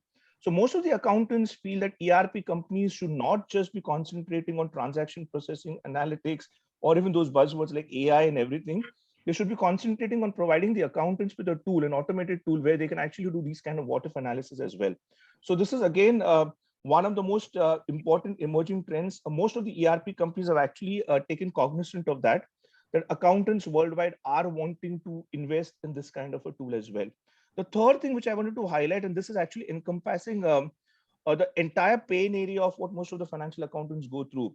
How do I actually move towards an automated closing culture? How do I ensure that my lead time for closing reduces from maybe a week to 3 days, or in case during year closing from 30 days to maybe 3 days, right? So many of the accountants who've been interviewed again in this particular discussion have actually responded saying many pain areas in terms of closing, specifically, accountants struggle to do, reconciliations at the month end. Reconciliation can be a huge pain area, and most of the accountants actually do most of these things on spreadsheets.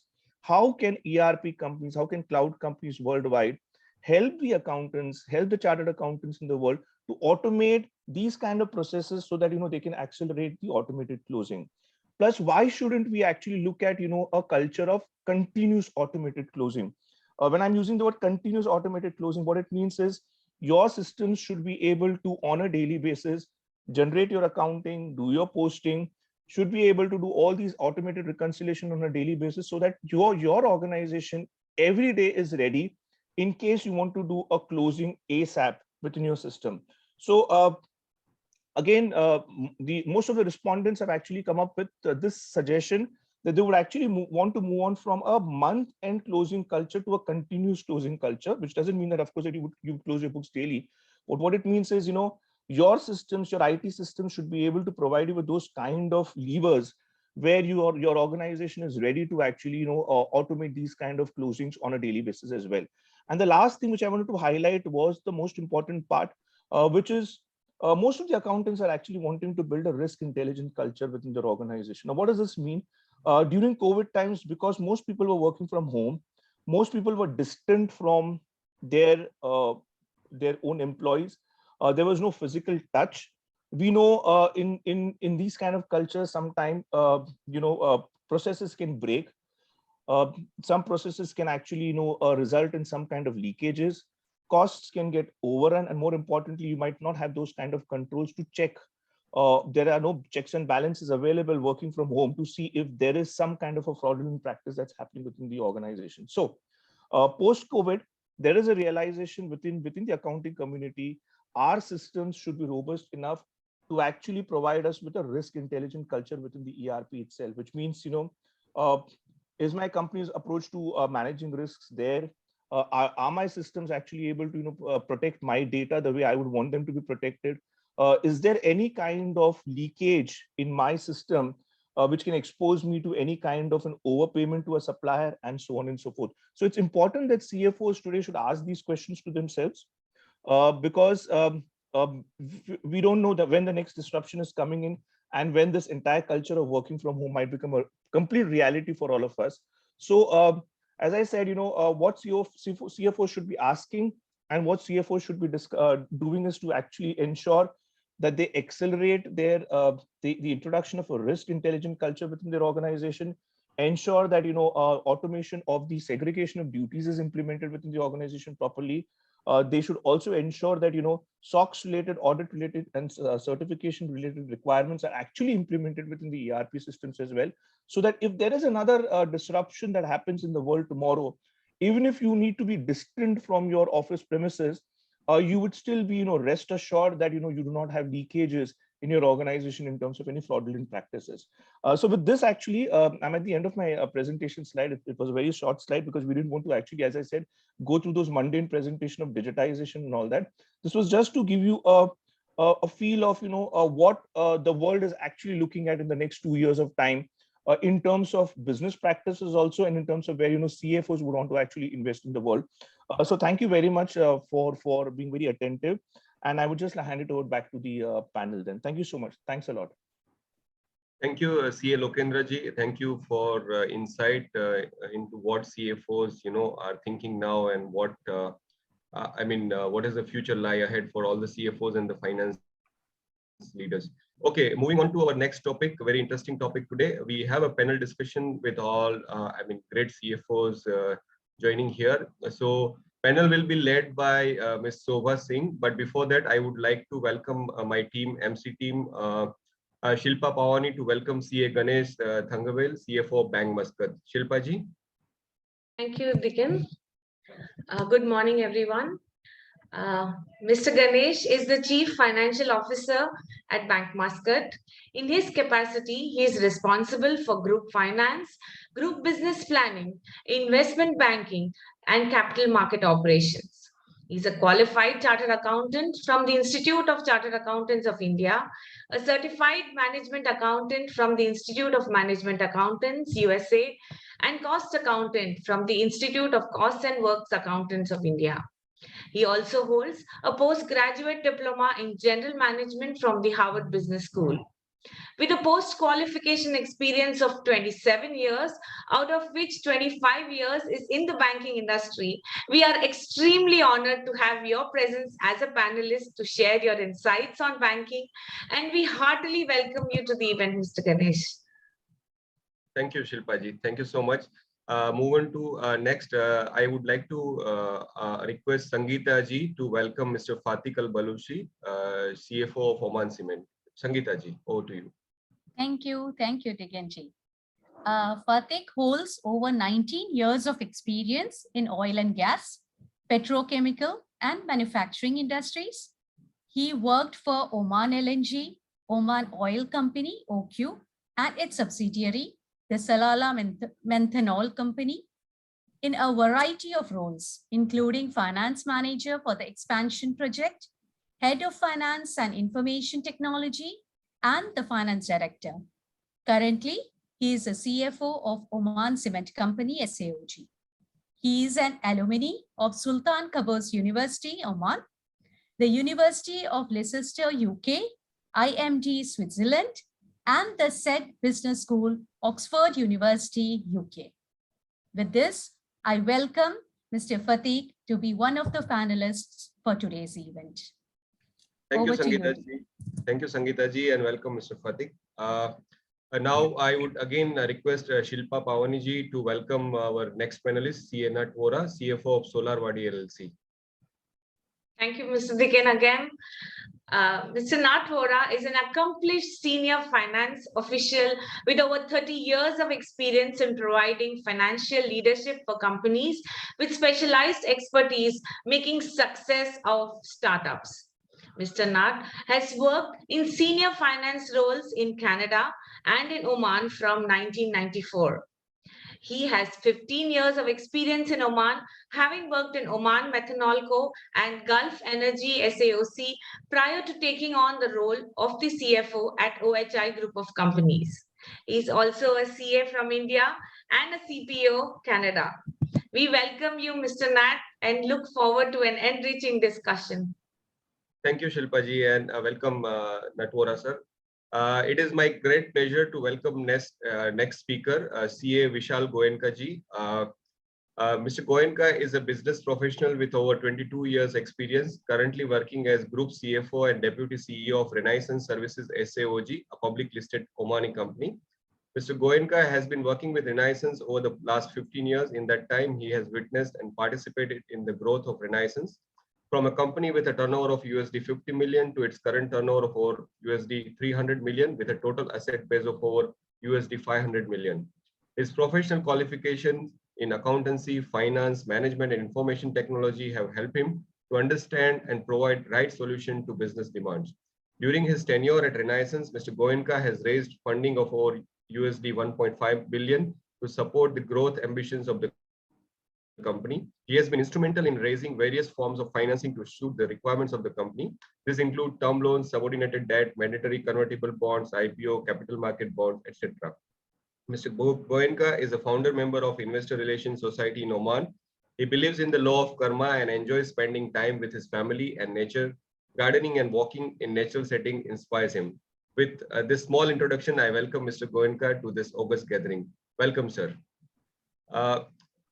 Next in line is I would like to request Gaurav Kapoor ji to welcome CA Sailendra Kumar Goyal ji. Gaurav ji.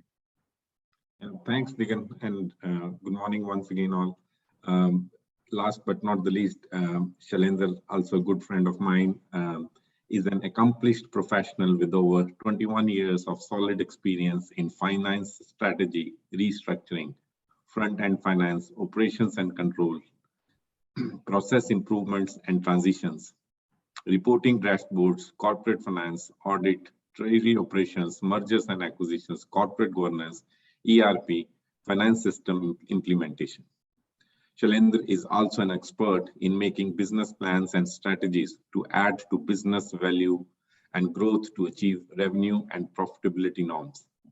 He is a strong contributor with hands-on experience in managing multiple relationships globally with proven ability to create new business opportunities for enterprise growth and enhancing partnerships. He possesses extensive cross-cultural living and working experience in United States, United Kingdom, Europe, Africa, Middle East, and Japan, and have worked in some of the great companies like TCS, KPMG, Protiviti, General Electric, RPG Life Science, Jawad Sultan Group, and presently working with Muscat Overseas Group, leading the finance team. Welcome, CA Shailendra Goyal. Thank you, Gaurav ji, and thank you. Welcome, CA Sailendra ji. Now I hand over this podium to Sobha Singh for further, for continuing the panel discussion. Thank you. Welcome everybody once again for a panel discussion. Actually, it's a great honor to have a discussion with such an esteemed panelist. Welcome Ganesh, Fatek, Nat, Vishal, Shailendra. It's great to have you with all of us today. Just to set the context, digital adoption actually has taken a very quantum leap in both the organization and the industry level. And I think COVID-19 just accelerated it. It brought forward many years of, acceleration in the last 2 years, the way across the sectors, the companies are doing business, they are interacting with customers, right? So let's hear from our eminent panelists today, their views on overall digital transformation, how they have adapted in the region, and how are they redefining the best.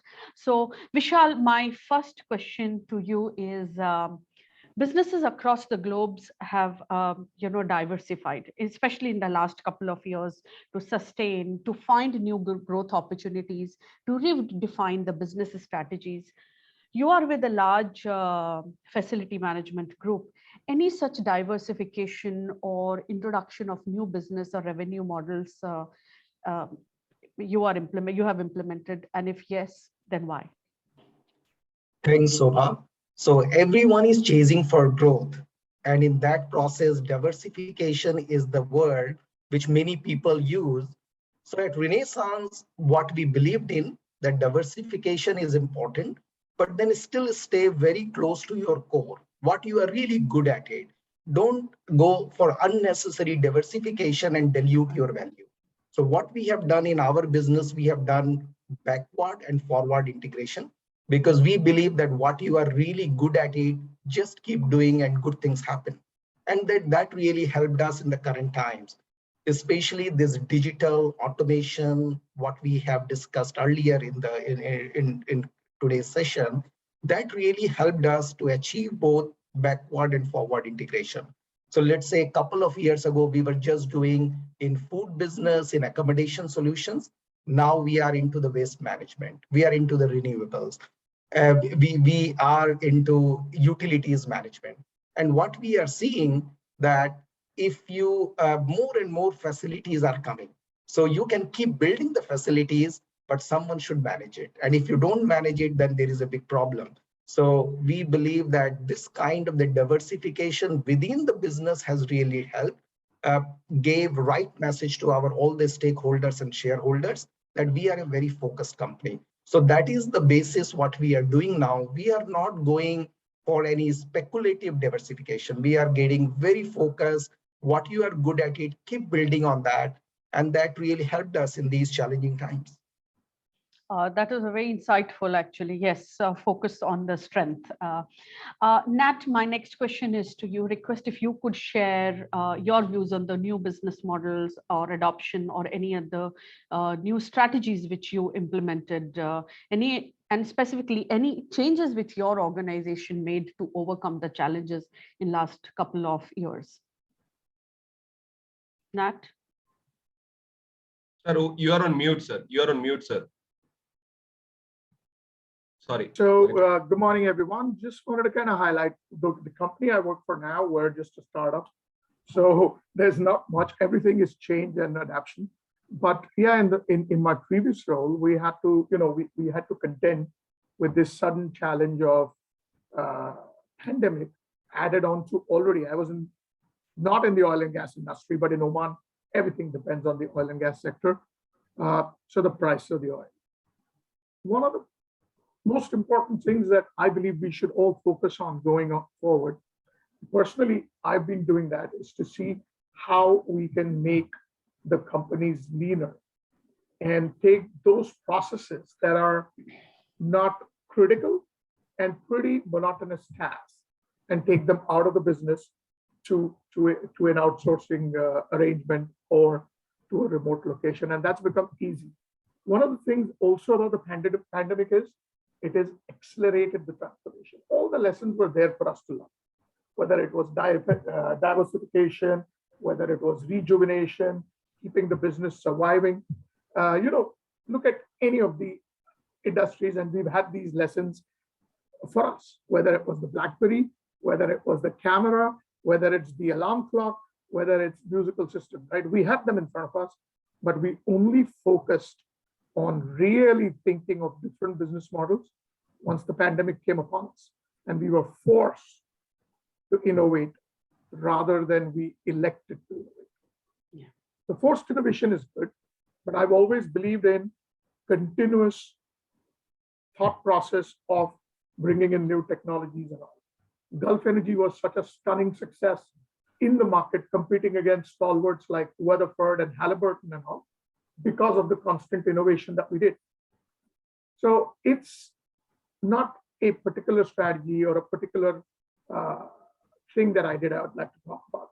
But I just want to say, one of the most important things that I also believe in, which Ian highlighted, is experience overhang.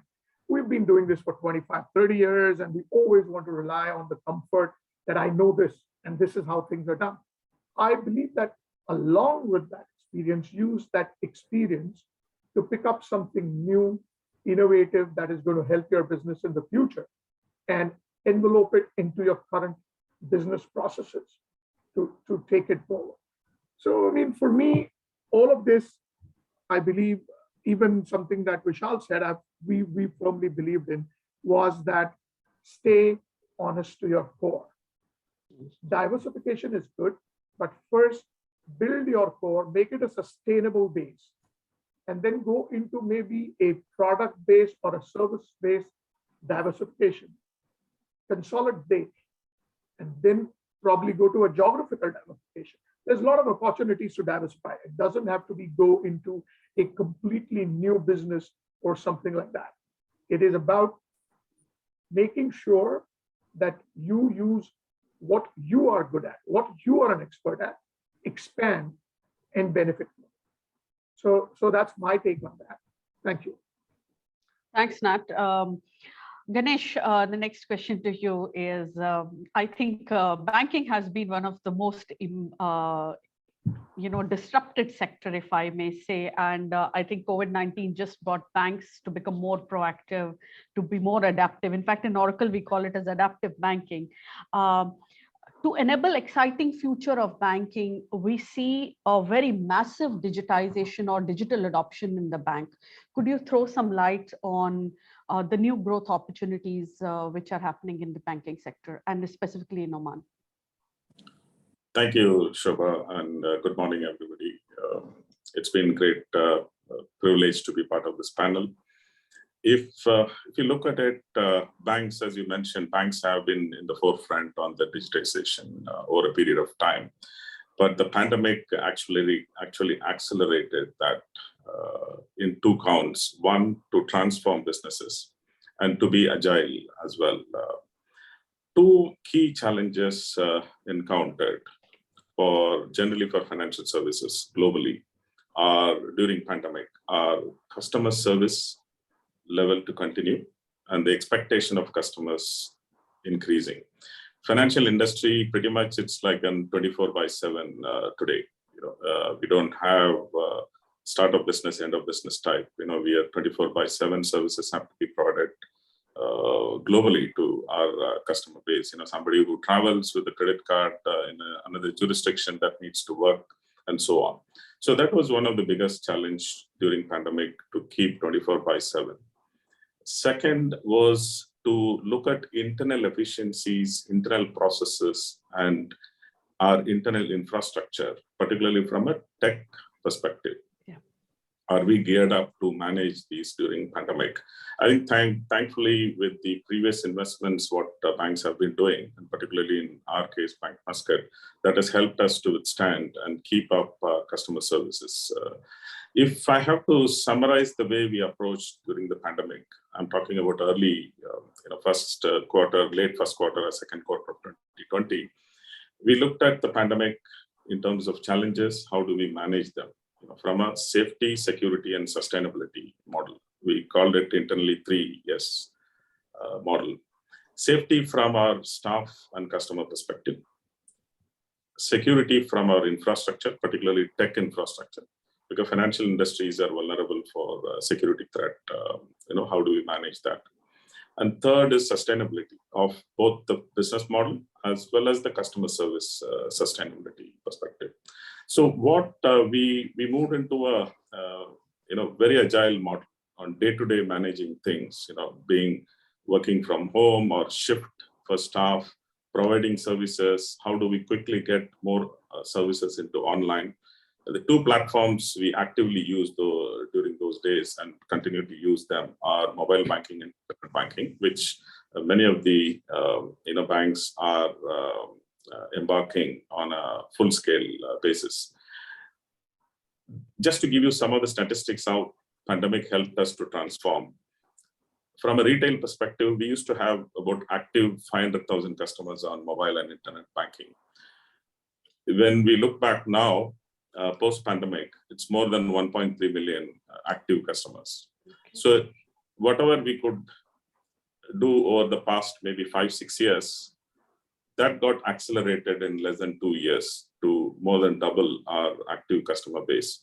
That put more challenges on us in terms of putting more services, product and services into digital platform.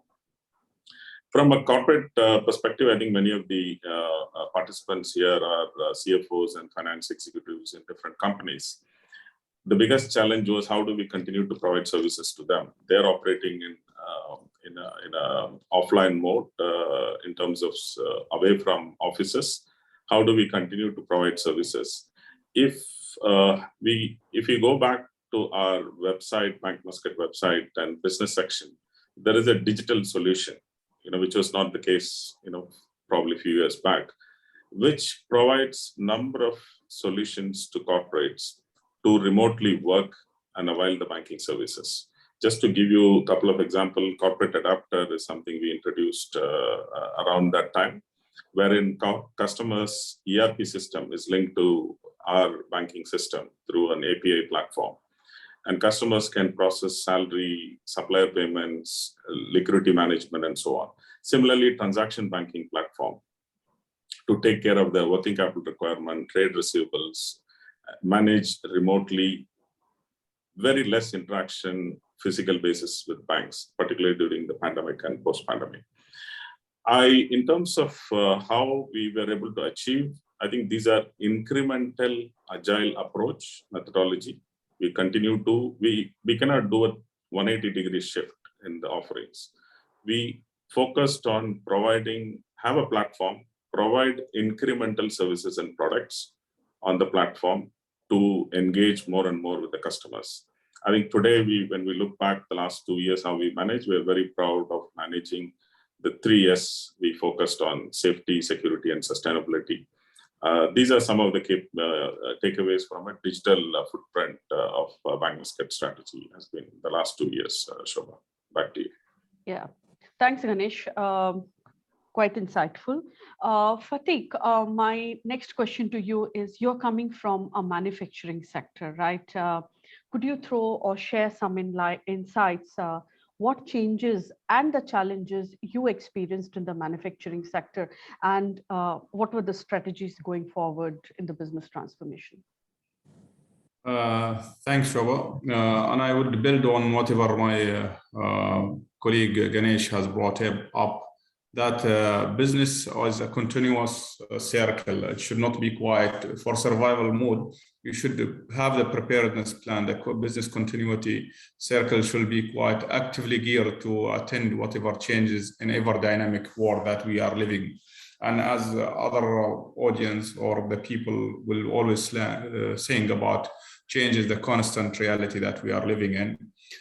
The company has put a bit of, I would call it, proper foundation, even before the pandemic, with a proper business continuity plan, bringing digital into our play itself by having these on-cloud services available upfront, and further investing into the availabilities of connectivities and ensuring that people can work remotely once this pandemic landed.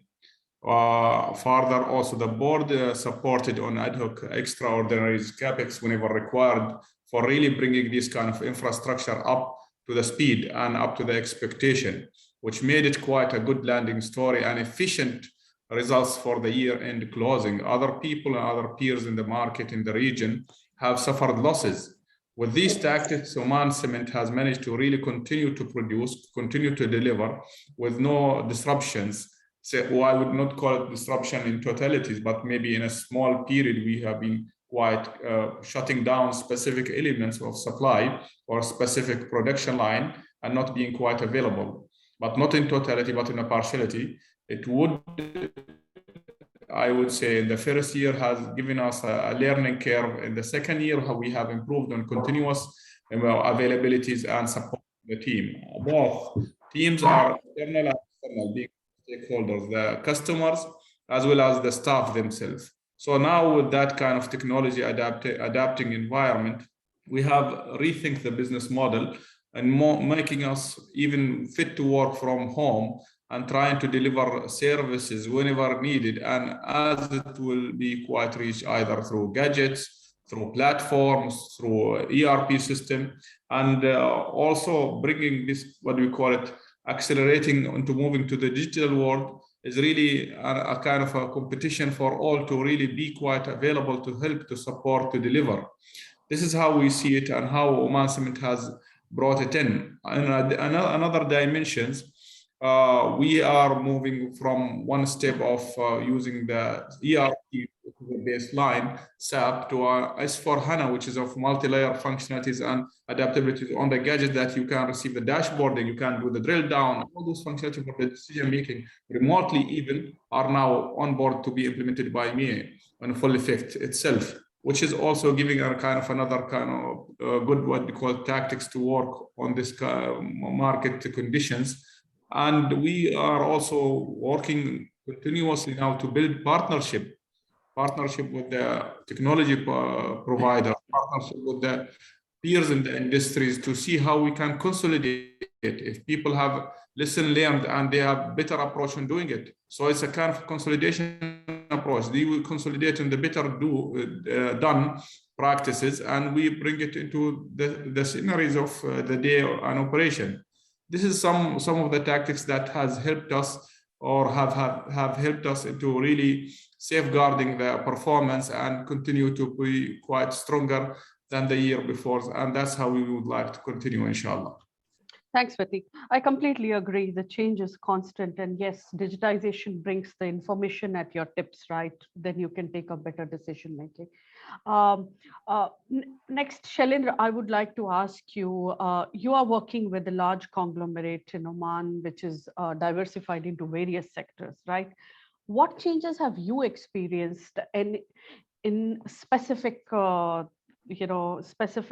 sectors like oil and gas, mining, investment, etc., and any kind of a business model or any kind of a business transformation you experienced or you brought in your organization, especially as an outcome of pandemic? Yeah, thank you. I would like to bring one important real change which we have brought it in our organization. Thanks. So we have our bankers on the panel, as well as I take it from what Lokendra was mentioning about the working capital. One of the digitization initiative by Bank Muscat was to invoke RDC, which is a remote check clearing system. And our group is primarily into real estate, automobile, and FMCG sector. So we have a huge number of checks which needs to be cleared, the PDC management. And it has to be on a regular and a constant basis, since during the pandemic time, the staff was not available in the office. And plus, we cannot go and send the person to the branches to physically deposit the check and wait for 2-3 years to get the money credited. So this tool, what it helps us, we were sending the scan image to the Bank Muscat, and the checks which actually belongs to the Bank Muscat were getting credited from the same day.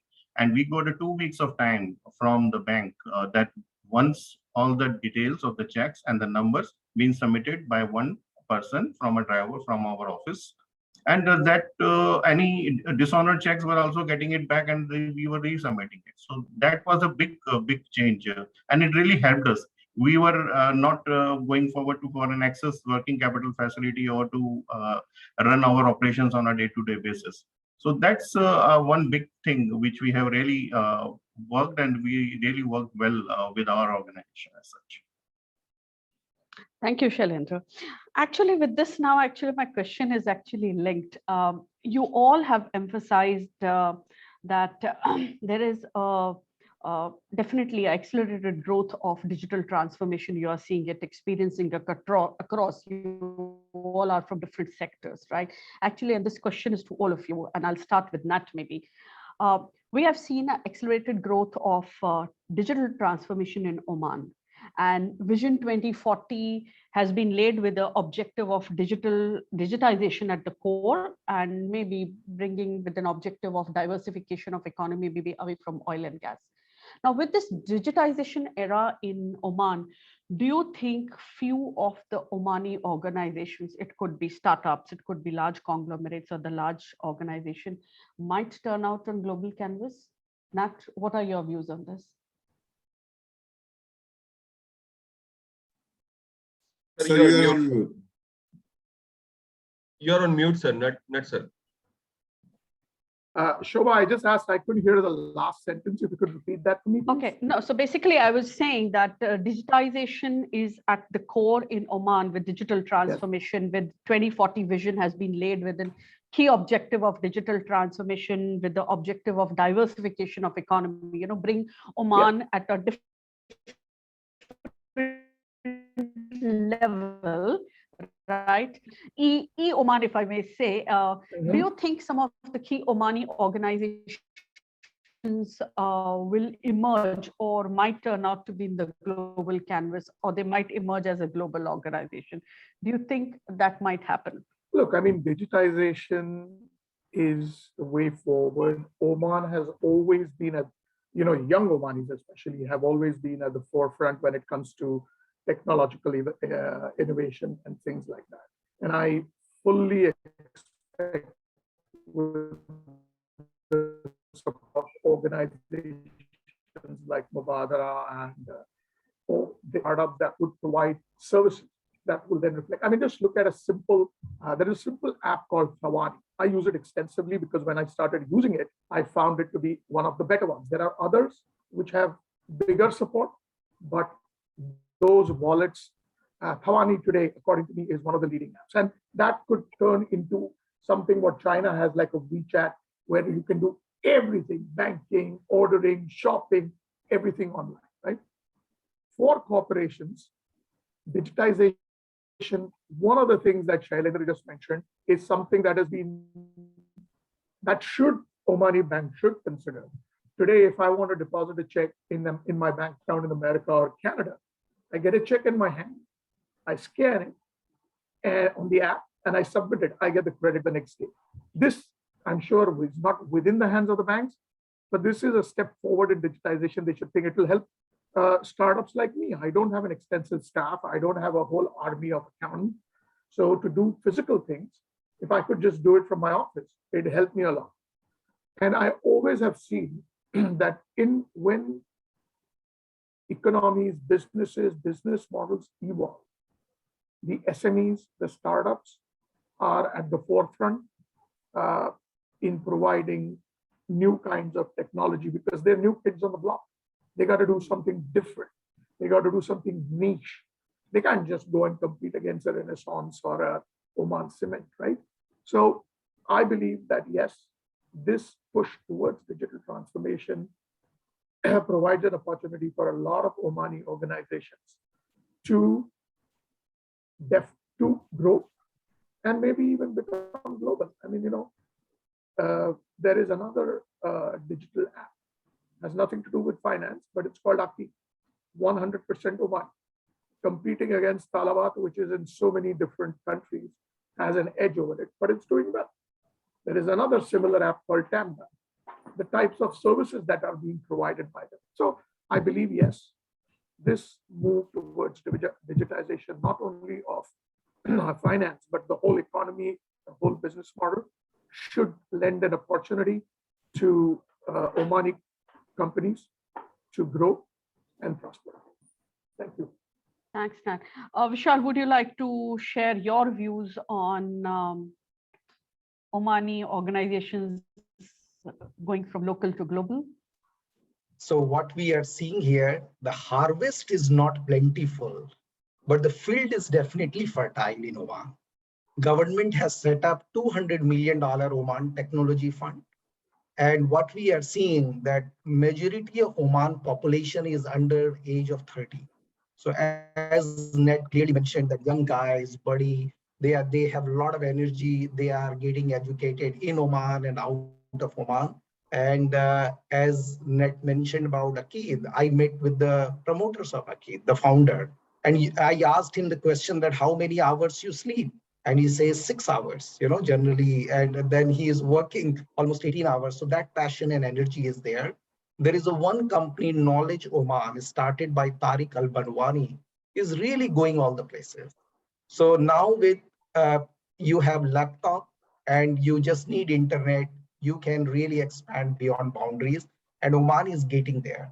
Oman is also getting an advantage of what is happening in the region.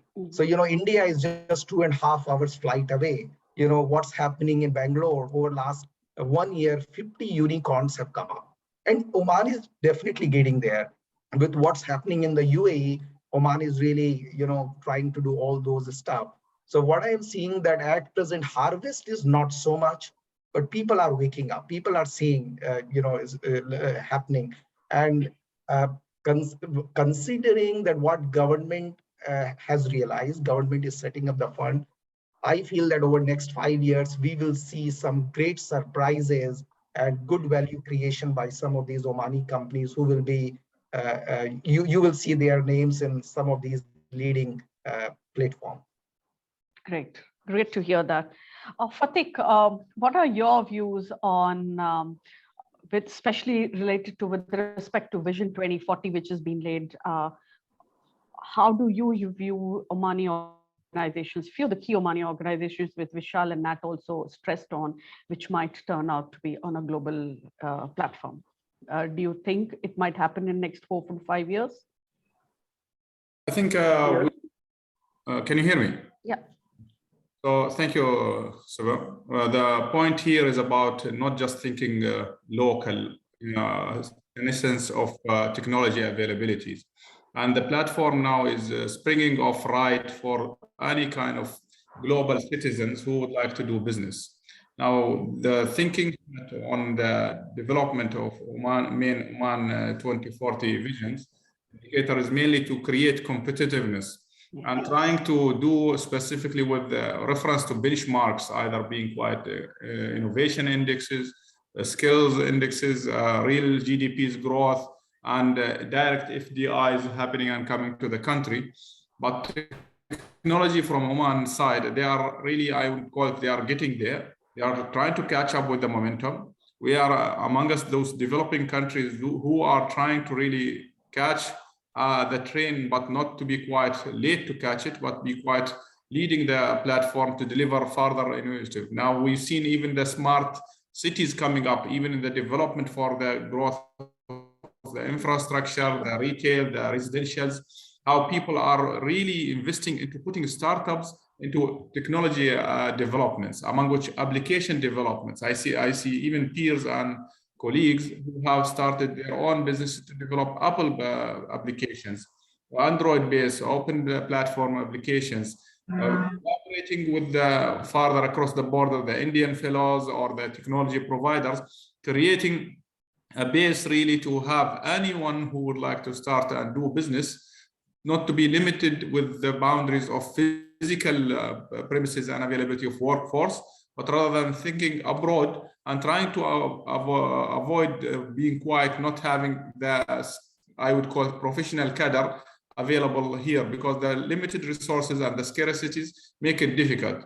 So that this technology has brought it right for everyone to do that kind of helping the country towards the delivery of the Vision 2040, and specifically be quite taking the country in a big leap from a developing side to a developed country, and trying to bring the Omanis into a cast of right cadre by really catering the right curriculum in the universities and the school at the start itself, to see how we can adapt technology in our all courses, all subjects, and invest into those brilliant minds by sending them through further kind of scholarship and support to do a pioneering technology providing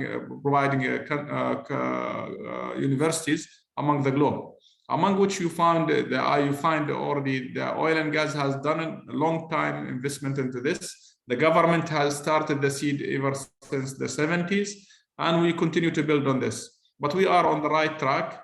Omanis, entrepreneurs are ever now increasing, and I would be interested to see the statistics of Omani entrepreneurs increasing as we see, because many of them now, they are quitting jobs and doing the work from home. They are really moving, and the paradigm shift is happening. It's only about, I need to do the proper kind of plan for it. I need to do a proper kind of what you call it, sustainability plan for the startup for 1 or 2 years to make it quite fit to live at the competitions, and think and learn from the best practitioners in the fields wherever I'm trying to put my business. Omanis are there, and we hopefully that we will be amongst the developed countries soon as per the 2040. Sure, absolutely. Thank you. So we spoke about business transformation, digital transformation in Oman, and how it might come up, how technology can really help. The next topic, which I think we all have dwelled quite a lot today, is sustainability, right? Environmental, social, governance initiatives, and the sustainability. President Sir also spoke about sustainability reporting. Ganesh also mentioned about sustainability as one of the key 3S pillars. Fatik, maybe I can again start back with you. What are the key initiatives, ESG initiatives are being taken by Oman Cement? We have done some, I would call it proper kind of investment into the ESG even before the ESG comes to service. Among which we are one, I would call it the initiative of climate changes and the noble cause into preserving the globe or the earth for the new generation to come. It's not about that we reap the benefit and leave the people in the road of nowhere. So the government with their kind of what they call proper solid regulation on the environment protection, they have put proper mechanism into really monitoring and reporting and even following and controlling and penalizing those who are not adhering to the right practices on preserving the environment. And I give a big salutation to the late His Majesty Sultan Qaboos. May Almighty rest his soul in heaven and reward him for all whatever he brought the Omani people and the country to the forefront of the nation, inshallah, with the also continuous drive of His Majesty's Sultan Haytham. We really have founded that we acting or working in our ecosystem.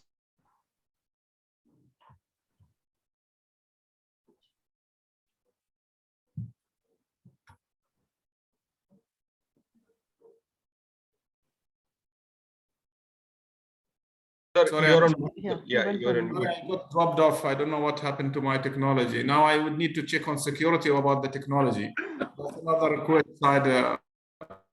This is wherever the team has spoken of risk and how this has to be managed.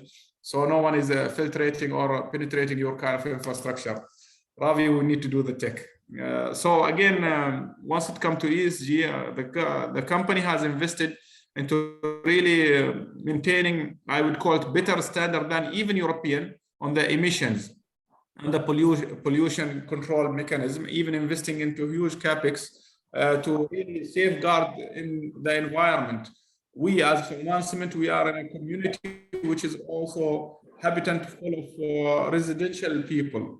And you find them that no one is complaining. Why is that? Because we have really brought this kind of investment forward and we have done it a few years back. Further on this, we are tapping my fellow brother Nat. He is questing into an era of really time, but it's a thing that we need really to build and count on support from them and the government and all stakeholders in the renewable energy cost. Once it comes to the renewable energy or alternative energy, we've seen that Oman Cement has already started 2019, even before the pandemic, they're planning for alternative energy use of tire sheds, doing a waste management per se as whatever our brothers doing in Renaissance and BIA. We are bringing those tire chips, which are also dangerous and hazardous and not easily to be quite, what do you call it, managed on really getting rid of them. We are really using them as a kind of a source of energy. And what you call plant will be almost using up to 5 to 7% of its energy dependent on this source.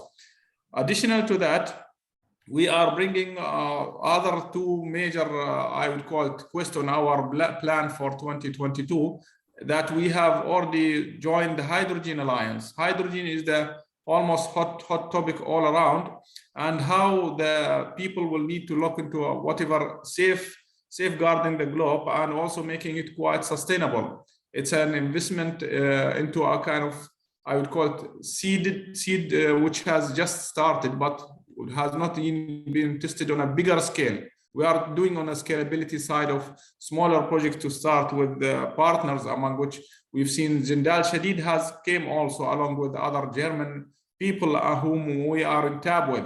But we are opening the platform for all collaborative approaches, among which also we have already started with BIA as on waste management side to bring RDF projects. And we are in the techno-economic studies that we will bring it to hopefully 2022 for consideration of further investment and approval from the board. All these initiatives are really taking on board to look into how we can make the environment is sustainable on a best practice and make it a very efficient ecosystem for making it green. This is one part of it also, which is helping us on the financing once it comes to arranging funds. And if you tap to the international arena, going to Europe, US, and others, you will find them looking for something like of a green certificate. We have now this kind of task on our mandate for the year itself to look into connecting to the grid directly and trying to see if we can buy green certificate from every solar farm. So this is one part of it. Another one, we are also taking the ESG, what you call study, in order to see how we can best position ourselves for further growth, because Oman Cement doesn't need to stay stagnant in view of that supply is mainly in shortfall and demand is really picking. So Oman Cement has taken this kind of expansion project based on a latest technology with bringing more of digitalization into digitization of the information into the platform to make it quite efficient supply to the market. Further on our growth strategy, we are focusing on to really opening Duqm free zone with further more green, we'd call it bond or green instruments, basing on our kind of fuel, basing on our kind of electricity, basing it on all front that we will bring the decarbonization of cement industry into a more efficient practice and a role model. This is how Oman is taking it from itself, and hope the other peers and the player in the market follow suit. Not there are long mile to work, but we are there. It's about Inshallah. to Getting on there. Okay. So, Nat, would you like to add? I mean, sorry for interrupting you, Fatih, but just wanted to say thank you. Look, I want to take it up for multiple reasons. Just talk about ESG reporting and ESG. For about a decade or more, we've been talking about something called corporate social responsibility. And there was a limited understanding of corporate social responsibility. And I think that's why the title changed, because I think all of these, the environmental friendliness, the corporate initiatives, the governance, is all in large part of CSR. It is the corporation's responsibility to the society to act in certain manners that are ethical, prudent, and benefit the society more than just the shareholders. It's got to be a good balance between the two, but at the end of the day, a corporation's responsibility also lies towards these things. And that's why I believe we as Solar Wadi in the renewables are at the core of ESG. We are here we will be the first independent Omani company to be builders, investors of solar power plants, And I really want this to sink in, because at the end of the day, all of these initiatives that the corporates take, people like Vishal for his facilities, which are spread widely and definitely use a lot of electricity, manufacturing industries, even industries like the diversified groups like Muscat Overseas or OHI, all of these, they are the cornerstone of our plan. In this sense, we want to take the private companies, work with them, and bring renewables in a very well managed and regulated manner, because we're experts. We don't want to just put up a plan and leave. We will not only put it up with it. So what I'm saying is, ultimately, all the Omani companies need to start considering not only from a renewables point of view, but from every level of the organization. There are initiatives that can be taken to prove that they are eco-friendly, not just on paper. And the other thing about moving to the renewable sector is, of course, we're protecting the environment. We are generating savings, though in Oman, because the tariffs of electricity are so low, the savings look low, but as the prices go up, it will be there. I think ESG reporting is the future. It's going to be a part of all the financial reports going forward. And it is very, very pertinent for all of us in the corporate world to take this on not only as something that our business requires, but something that our morale should guide us to. As Fatiq said, we don't want to reap all the benefits and leave a dry, empty, dying world to the future generations. We want to do what we can to protect it today so that the future generation can breathe. We've destroyed the planet enough. We all need to think how we do it. And I think ESG should be a motivator and not the sole influence to engage in environment-friendly, social-friendly, socially responsible, and well-governed businesses. That's my take on ESG. Thanks, Nat. Vishal, would you like to throw some light on sustainability reporting? I mean, we have been talking about not from a climate or environment perspective, but maybe if you can just throw some light from a finance perspective, the ESG reporting perspective. Oh, sustainability reporting is what it brings the transparency. Some of the organizations can use this as a tick box exercise, and some can really take this as a part of the culture. So tick box exercise is where it is easy and many can follow. But what we have done at Renaissance over last 12 years, our sustainability report is a part of the annual report. So it is very important, and that's the reason why we were able to attract some of the institutional investors like World Bank, IFC, because they won't come and invest with you unless you have those sustainability compliance. What we have also done that our sustainability report is also reviewed and vetted by an external agency of high repute, because that really guides you that what needs to be done. So what we are seeing that if you grow together and then people grow together with you. For example, we have 9,000 strong team members, but we have 1,300 female team members. And this 1,300, when I say it includes from the board level to the down level as well. We report this in the sustainability report. Also, when we are seeing that how much paper you are saving. In our monthly management report, we always review that how much you have done in terms of the sustainability. We report that and we plan for the next one.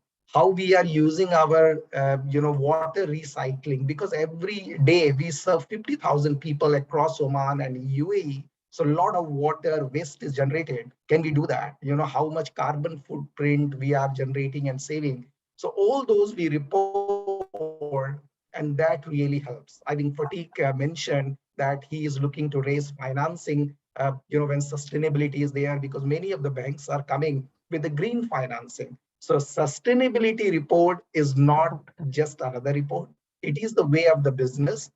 And this is nothing new. I think we have seen in the past, in the history, that whole thing was how to bring people together, inclusiveness. And that's what is happening. And one important point about ESG or sustainability is how to promote SME. And that as a Renaissance, we really do, because once you start growing those SMEs around, they don't take away your business, but they give you more business. And that's where we relate technology with trust in ESG. So sustainability report brings transparency. People can ask questions. We put on our website, and that is the way. Might be it starts with the tick box exercise, but ultimately you need to achieve as a part of the culture. And I'm happy to say that over the last 12 years, we have been doing and we have achieved this as part of our culture. Sure. Ganesh, would you like to add something from a regulator perspective on sustainability? Maybe a quick Yeah, thought. sure, Shobha. As Nat, Fatiq, and Vishal talked about, financial industry is very, very key to drive the ESG for the rest of the industry. That we are seeing across the globe, as Vishal mentioned, starting from World Bank, IFC, multilateral institutions, large banks globally, even the bond investors demand ESG as part of a core business culture, not a tick box exercise.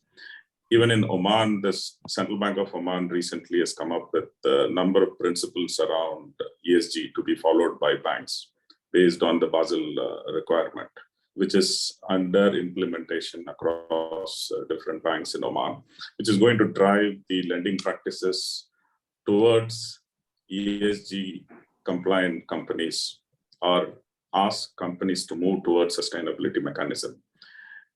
Even if we look at rating agencies, I think many of the companies are rated in Oman or generally in the region and globally. Rating agencies report has a separate section for ESG compliance of companies. That's becoming key, not just from borrowing or financing perspective, but even rating perspective, ESG is becoming very important. From Bank Muscat perspective, we've been forefront, as Vishal said, we probably more than 10, 15 years back itself. And its core, it probably would have started as a very small initiative as reporting what we do as a financial institution, but it has come a long way.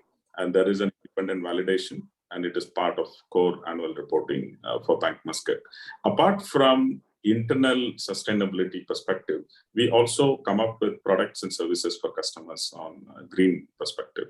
We have launched a product for retail borrowers called Green Home Financing, which was just before pandemic, I think to 2019, wherein concessional pricing is given for homes which are built with sustainability as a focus, renewable energy, the insulation from heat, etc., are core. So even in corporate banking side, we would be looking at certain products and requirement for ESG governance. ESG is a much broader framework. Sustainability is part of it, but companies' governance also come into play.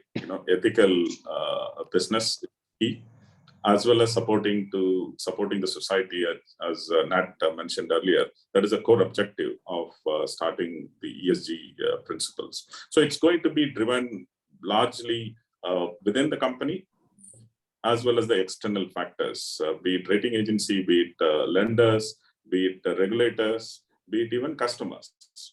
That's how we see ESG being driven over the period of next 3 to 5 years. Great.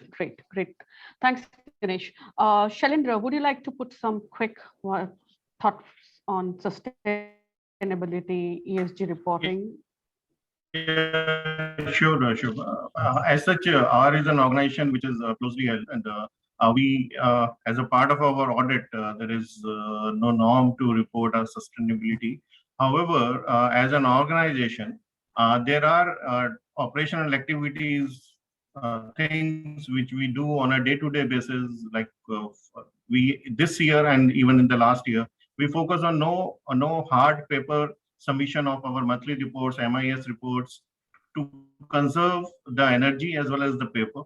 And plus, we have the KPIs being driven as a part of our employee appraisal mechanism, that how much savings he is going to bring it to the organization as such. That's what I can contribute as such. However, yes, there is an opportunity, and it's more novice in our culture. But yes, we really see as a big potential of saving and a growth, as well as a norm to be built for the environment as such going forward for our company. Thanks, Shailendra. Actually, thank you. This is quite an insightful, because many of people or it's being felt that ESG is a forced agenda on the corporate, right? But slowly it is becoming a mainstream subject with the kind of high governance it needs, and the kind of sustainability it needs, because we don't have a planet B to live in, right? So one is a sustainability part, and the second is the high governance with a sustainable, transparent business. So before we move on, I just want to take maybe like just 30 seconds. You saw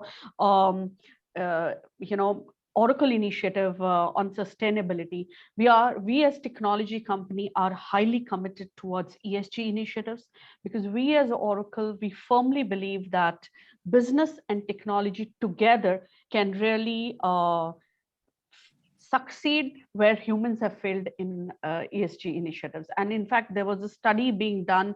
The reports have come out yesterday itself. Maybe I'll put it in chat in a few minutes, where it was done with Forbes in the region, in Gulf region, where 74% participants, they felt that technology can actually help businesses succeed where humans have failed the ESG businesses initiatives which have been taken in the region. So moving on, I think it is now we move on to the last part, which is very core of our discussion, is the finance transformation, right? It is imperative. Finance has played a very key, or is playing a very key and crucial role in organization journey from survive to thrive, how they are redefining the best in this world of change. I think we have stressed enough today, right? Finance and the team are holding a very strong, or I may say steering position, to collaborate with other departments and take the business forward. Vishal, maybe I can just pose the first question to you. Clearly, the world of finance executives have changed. We all are saying that, especially it is evolving with the fast pace of technology change with the digital transformation.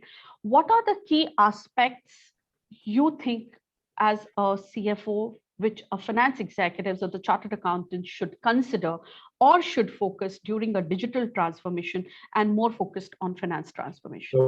Vishal. In Renaissance, we look at digital as not a part of the strategy, but digital itself is the whole strategy. Because we need to work business around digital, because a couple of years or many years ago, Wi-Fi was a luxury or a leisure. Now, if you go any place and you don't find Wi-Fi, there is an issue. It's not having water in your washroom. So that kind of thing, what we are seeing here. So for us, digital is so important, because over the last 7 years, our team strength has grown from 2,000 to 10,000 people. Our customer base has gone from 10,000 to 50,000 people in terms of the number of people we serve every day. Now, this kind of size and scale is not possible by manual, by the old way of doing. So digitalization is so important. And for finance people, it's not about the reacting, that you look at the number and start reacting. It's more about proactive, because humans are not made for just the mechanical work to keep doing the reconciliation, just keep signing the vouchers, but that should be left to the machines and the computers. But human mind is more towards thinking and find the use way. So in finance, we are seeing that real core is thinking how to develop your standard operating processes, how to bring robotics. With that, over last 2 years, and pandemic helped us, because you had a lot of time in thinking, you were not traveling much, you were able to do more in-house. We have saved R1 million every year by bringing this digital automation. For example, some of our government clients were insisting to deliver only hard copies of the invoices, but with request, with really, educating them, working together with them. Now, 95% of all our customers are happy to receive the digital invoices. Earlier, they were reluctant. Not only Renaissance has changed, but the country has changed as well. Earlier, doing your annual general meeting on Zoom was no. Now our Muscat depository has really evolved. We are doing all those meetings online. So we feel that digital and finance is like, in new finance education, wherever you go in the world, including Oman, India, and western part of the world, digital is becoming a subject of part of finance. And when we talk about crypto and blockchain, all are part of finance and technology together. So we can't separate it together, but at the same time, we should not be overwhelmed by it. We should really see that what is necessary. So we feel that without digital, you can't expand. But with digital and innovation, when you bring to finance, the sky is the limit. You can just grow exponentially. And that's what we have seen in our company. Vishal, maybe if I can just ask you to hold on for a minute, because there is a question, and I think it is related somewhere very high related to the digital transformation. This question has been put up by Badri Patrao. What happened to those who were victimized by this technology transformation? As a responsible citizen, how to address this, and can someone give light on this? So maybe if you would like to address it, or somebody else also would like to address this. So Badri's question is like a relevant question, but then how we look at it, glass half full or half like empty, that's the point. So it is important as part of the ESG, as part of the transformation, that we look for those opportunities wherever we are putting this automation, you can't really get rid of or fire those people, because those have been with your organization for so many years. They know your culture, they have so much of experience. So this is a part of the change management. And I can talk about Renaissance, and all panelists here are friends, because Oman is a very cozy place. We know each other. And I have seen that wherever they have done transformation, they took care of this. So it happens sometimes. But if you are a good, responsible corporate citizen, you really plan for the whole holistic view where you take care of the people. Because, if we just achieve digitalization and many of the people are getting victimized, I think you have really not achieved the purpose. That's no, I completely agree. Actually, technology is just an enabler. It is not it doesn't replace human. I mean, it's a very wrong notion that it replaces human. It is basically an enabler where the human mind, like how you a few minutes back said, the human mind can be used for something more constructive, and the mundane repetitive task can be done by the technology. Maybe that. No, I'll let Fatih go first. Please let him go, and then I'll. Okay.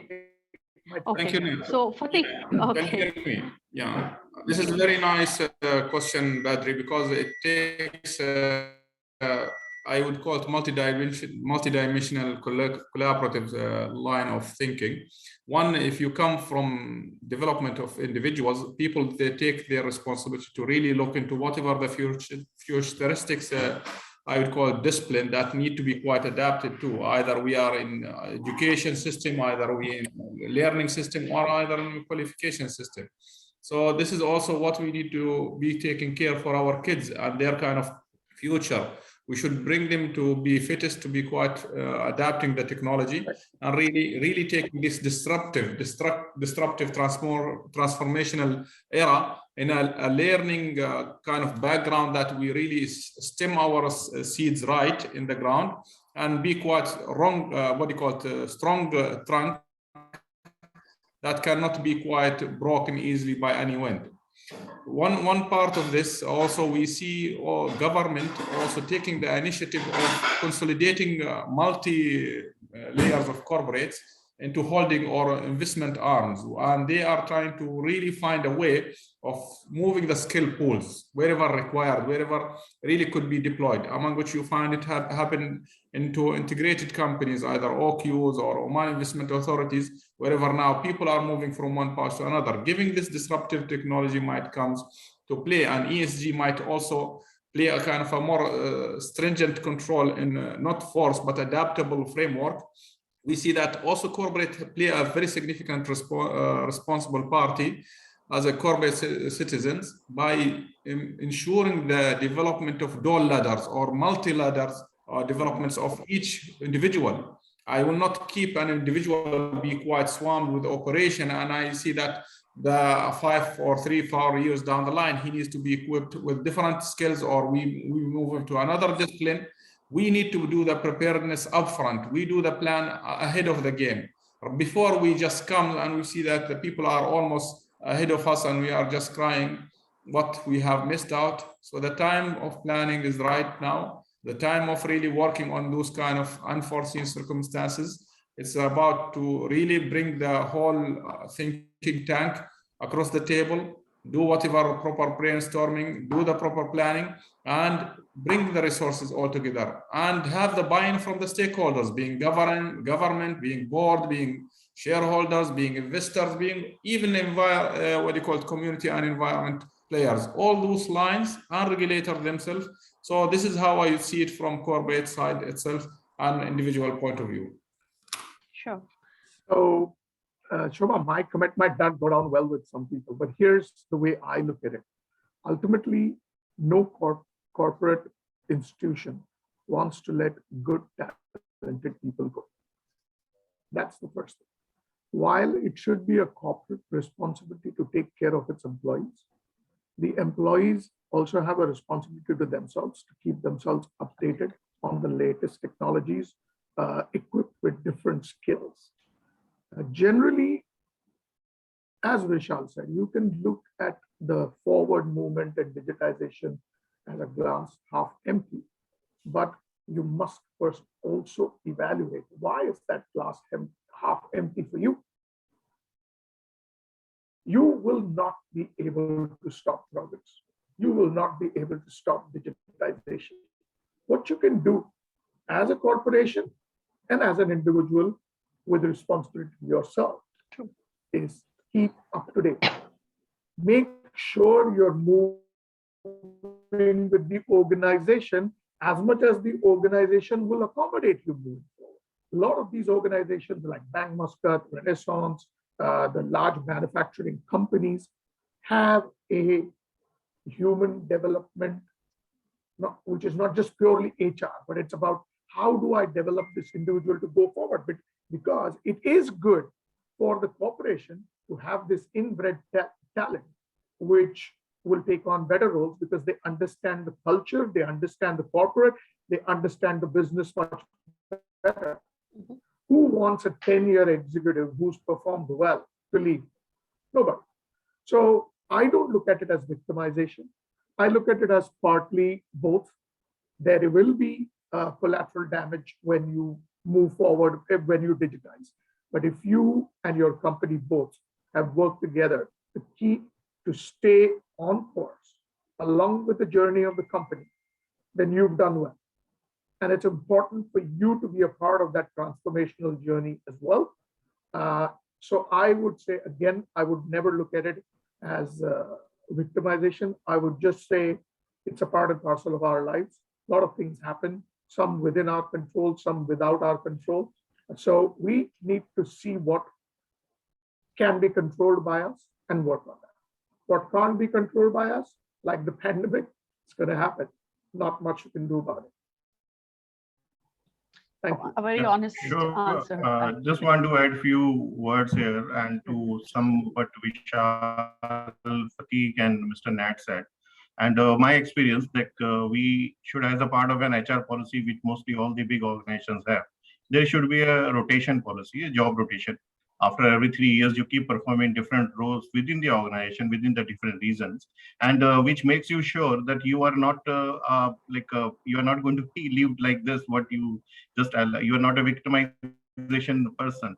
Plus, it's not only what you have been a part of a particular division. You should also keep open yourself, networking with the other divisional heads, which helps you at one point that, okay, if you're looking out for a move, that networking really helps you to take movements or open positions in the other organizations or in the other regions, if not particularly specific to a country or in another arm or a subsidiary of that company.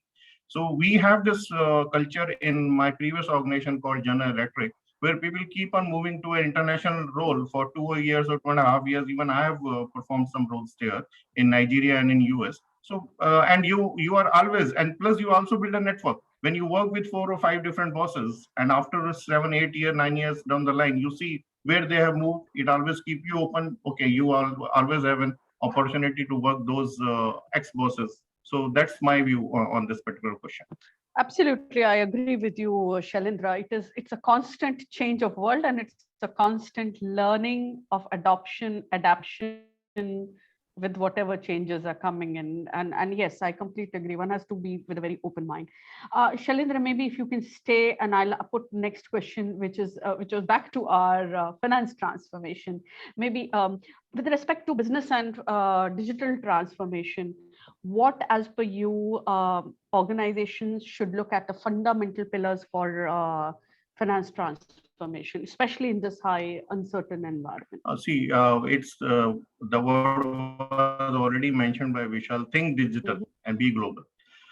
For our organization, real estate is really the big business and big earning mode for our group as such. So with the transformation we can think, and it's a necessity is the mother of invention. In this case, it's not an invention, it's an opportunity to adapt to an invention. So we as an organization opted for 100% Omani company providing services through your mobile app, where you can automate your entire rental division, tenancy contracts. We'll also add there are properties, commercial, residential projects going on, and we have the property manager who is working with the organization for the 40 years plus. He has got the things in his mind. We have the documents, they are lying into different locations. So what we did with this new initiative in our group, we get all these things mapped into our application, which is a software, and that software actually has got a data. Plus, we integrated the software with our Oracle system so that we can get a monthly reports, the monthly revenue collection, the monthly tenant collection, vacancy, checks bounced, legal cases, information, and that too plus linked with the mobile app of each tenant. So now the tenants, they have any issues with the maintenance, with the rent, with the collections, they get the message automatically in their mobile phone, which has really saved. And plus we got a dashboard which is on the mobile app. The owners, they on a click of a button, they can see where the progress going on, which building, which region is earning well, where we are facing the challenges. So those things were really helping us. And today we are at a stage where we can see these things on a click of a mobile. 2 years down the line, these were all physical, these were all personal, and we have to meet, we have to talk to the people. But now when the things are made more in a process-oriented manner, in a digitized form, it becomes information, a dashboard to the management and to the stakeholders to take the relevant decision. That's what I can add. Thanks, Shailendra. Ganesh, the next question is for you, again related to finance transformation. Banking surely has gone through, is one of the disruptive sectors, right? Plus a very high adoption of technology is going on. What advice would you like to give to our banking colleagues in the chapter where they should focus on digital and finance transformation in banking, especially from finance perspective? Thank you, Shobha. I think industry to industry there are demand for digital transformation, level of digital transformation, and also which areas to focus on. When we say digital, it's much broader. It starts from basic analytics to all the way to cloud computing and so on. I think my first advice would be specific industry-based requirement has to be focused on and done incremental basis, because these are very, very dynamic and changing. You go into one technology, probably down the line, 2 years down the line, you may not see that viable to continue. That needs to be focused on. From banking perspective, apart from so many other things we do, specific to finance requirements are, if I bucket it into 3 perspectives. One, from a revenue growth model perspective. The other aspect is from the cost perspective. From a revenue growth model, financial industry is largely data-driven. So we need to invest on big data, which is what we've been doing it for the past probably 5-6 years. Invest in big data, and then have an analytical layer on top of it to use that data to maximize the revenue. And that is the way we've been doing it. It could be customer relationship management, it could be new product and services, it could be understanding the customer need much in advance than market driving your changes. I think that is some of the global companies have really benefited from understanding the customer's needs much in advance and then start customizing their products and services on that basis. So big data investment, then layer on analytical, the 2 key things from a revenue perspective. From a cost perspective, RP, I think Vishal talked about, and some of the other panelists as well talked about, robotic process automation. is something across the bank we are doing. We started a much smaller scale a few years back, but now it is enhancing across different areas, not just in finance. It could be basic reconciliation automation to high-end simulation, customer behavior analysis type of robotic process automation, including chatbot. You see most of the banks, you have a chatbot, which takes care of basic customer needs instead of going to a call center backend. These are some of the focus on the cost perspective. But just to repeat, industry-specific requirement could be different. Second is incremental. Do not go heavy into one and then, for example, 3-4 years back, blockchain was a big thing. If you see the usability of blockchain is very limited till today. So if somebody had gone and invested in blockchain on distributed ledger and so on, probably it's not come into mainstream yet, other than cryptos and few transaction, maybe trade finance side. But it didn't move into real estate. It didn't move into much broader in banking. So that's something we need to keep in mind when we invest in technology with the focus on digital. Sure. Thanks, Ganesh. Ganesh, one question has come live from Vidyanathan Chittoor. Can banks move their call centers into work from home model, and how the risk aspect will be managed in such a scenario? See, work from home for banks has been always a sensitive thing, though many banks have been doing work from home in general. This question is specific to call center. Call center has a sophisticated technology behind. It's not just a phone or a laptop, you manage. You need to have access to information. You need to have access to data for responding to a question. All those have been generally kept in office premises, let's say. If you globally talk to any banks, it's call center. But what we do to mitigate risk, let's say from a pandemic perspective or any other natural calamities, you have distributed call centers. You don't have one place. You have, instead of a large call center in one premises, you may have distributed small call centers as a backup to backup and so on. That way, the working from premises continues to be there, as well as the risk of any of the natural calamities or pandemic is addressed. At the same time, if you have to move completely to work from home, particularly for call center, I think there are still customer sensitivity, information, etc., confidentiality. All those have to be kept in mind. Depending on the jurisdiction, it may be allowed, but I think it is still maybe 3 to 5 years away. If technological support as well as security support is enhanced, probably that could be looked at some stage, but not today. Great. Understood. Shobha, yes. just to add on to what Ganesh said, when it comes to certain specific functions within a financial institution, working from home might be an option. I, as a customer, if I know that my bank is having a call center that has work from home, I'd be extremely concerned. Okay. For the simple reason that the banks will do what they can, for sure, to maintain security before they take that step. We're not ready for it today, for sure. Call centers handle highly confidential information, like my date of birth, my passport number, my whatever, right? Anything that can be easily used to steal my identity. Now, when it's a bank employee, I'm sure there is vetting processes to check on their integrity and everything. But when it comes to call centers, I have no control, neither does my bank, on the employees. Who are these employees? And now they're being allowed to work from home. How exposed is my data? I would not ever feel comfortable. Not because I'm 50 years old, but because data security is a massive concern. Today, if you have my identity, I'm finished. You can take everything I own and there will be nothing left.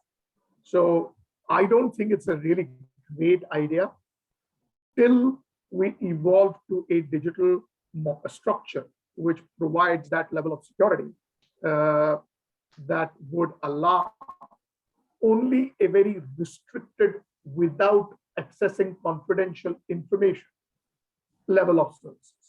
So if I just have to call and report a lost card, I don't care. They don't ask too many questions. My card is lost. Maybe I'm just guessing, right? I don't know. The bankers know better than me on that. But those kind of things, maybe. But anything where it comes to passwords, PIN codes, confidential information, I won't endorse it. Thank you. No, I completely agree, Nat. And Ganesh, during his initial part also did mention one of the S is security from infrastructure perspective. I'll also not be comfortable if my call center is somebody's work from Mr. home. Fatih, would you like to add something? Yeah, a few articulated points here. Yes, once it comes to financial securities, is very paramount to every single one looking after his own investment developments and whatever fund is available. But we've seen also some of the telecommunication companies have moved into working from home on a specific tiered approach during the pandemic. So they tested the water first, and once they are comforted about it, they moved, and I would call it almost nearly to 90% to 100, some of them, 100% during the pandemic, to give the customer support even from wherever location it is. And it's also working on this kind of what you call redundant locations that people can be quite approach, as long as the functionality of the technology and the connectivity of the internet is robustly available.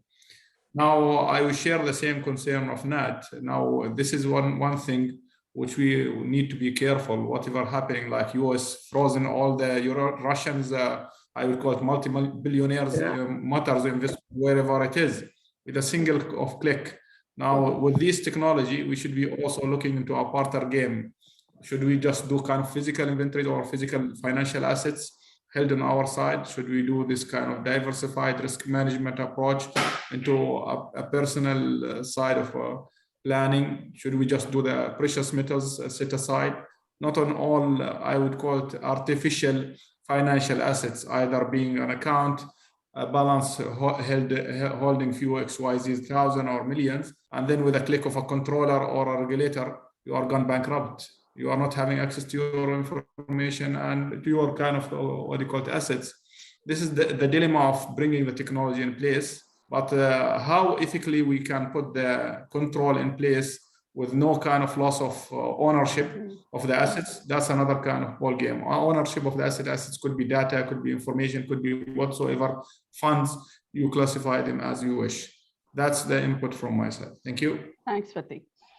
So with this, actually, we are running a bit against time. So maybe we'll come to the last part, and I'll request all the panelists. They all are very senior executives. So maybe Fatih, we can start with you. The role of finance executives has evolved, especially with digital revolution. What advice, maybe 2 or 3 key advice, would you like to give to the young chartered accountants of the chapter or the young finance executives in the chapter? First of all, there is no growth in comfort zone. Be taking care of your own development by yourself. Look into a proper mentorship or mentor who can really take care of you for development. Look into training and developing yourself to be a best assets and stand out of the crowd. Don't be quiet thinking that everyone will come to support you. It's a very competitive nation now. The global is almost upfront, opening the doors and the gates. It's not a country now anymore that you just compete across the nation. You are competing against the whole population of the globe. Be the fittest. So that's the message to the all. Vishal, what would be your advice to the members of the chapter? For me, finance is a fine, and you need, anything. So these are budding chartered accountants of, finance people of our chapter. I would suggest that they spend some time to develop clearer thinking. Because, thinking, like, as we always say, that it comes naturally, It is like an art. You learn music, you learn driving. Same thing, we need to develop thinking, because in the flurry of things and digitalization, we are missing this. So they need to spend a part of their day or a week to just pause and think. Second point, I will suggest that everything, whatever they do, it should be a customer-oriented approach. So whether, finance people, young chartered accountants, like they need to see that whether their work in the company is ultimately somehow is delighting the customer of the company. If that customer oriented approach is there, I think they will be so valuable to the business, to their company. So develop critical thinking, do what delights your customer, even as a finance guy. Perfect. Very valuable advice. Nat, your views and advice? I will address not the digital side of it, but overall, we were talking about the role of a finance guy as a strategist and as a key decision supporter within an organization. So I was very fortunate when I worked in Canada with Walmart and Bell Canada that the finance role all had a financial planning and analysis as a part of this finance director, who ultimately we didn't have a CFO, we had a variety of vice presidents. Was that you are a strategist as much as you are. You're not an accountant. The accountant's role or the governance, while responsibility of the CFO, should be more a financial controllership type of role. The CFO was always looked as a business partner for the C-suite executives and for the board to help in decision making, because the CFO or the top finance guy of that division has the maximum insight onto a variety of areas of business, because everything boils down to finance at the end of it. And as it becomes my responsibility, it also becomes their responsibility to make sure that I am involved in all of those things. Otherwise, when something comes, it's going to be a surprise. So I've always believed, and that's what the role that helped me when I came to Oman, because essentially my first role was purely from a funding point of view at the methanol company.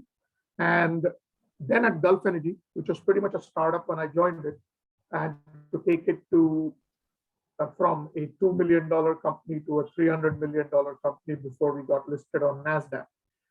It involved a lot of strategizing along with my shareholders to achieve this. So I've always believed that CFO has a very, very, very important role to play in an organization, and stop thinking of yourself as a numbers guy. You are a business guy. Business sense, fine sense, as my good friend Vishal just said. You need to have that business sense as well. And that will only come when you involve yourselves in different areas, communicate well with the entire team. It's not finance, operations, admin, no, it's company. When you look at it like that, and you're sitting here with a global overview, it helps you. It builds your sense as well along with all of that. So I think it's always been like that. Fortunately, corporates around the world are now recognizing this fact. And the CFO's role is becoming more and more of a strategist, business leader, rather than a numbers back office guy. Not the future at all. So think along these lines. I personally, I'm sure the CA education has evolved, but when I studied and I did internship, I was focused more on detail rather than management of detail. I learned a lot of management of detail when I did my CPA, because there were no set, section so and so and all. You needed to, that would be provided to you. You needed to know how to use it. So I think people should focus on being a person that analyzes and uses the data rather than be a data provider. Second thing, as I said earlier in the session, that ESG and reporting of ESG is going to take an increasing role, especially with the COP26 regulations and all of the countries having signed on to certain reduction of emission levels over a period of time. It will become important if you want to do business outside Oman. Maybe Oman will be slower than the others. I'm not saying it is. Could be because there is less incentive for us being a fossil fuel economy. But at the end of the day, external pressure. You want to export your cement? Well, are you green or not? So those things will. And the standards boards are reviewing models of how this ESG reporting is got to work and maybe training courses for it. So I would tell the young CAs, take a look at that. And also, just doing CA is not it.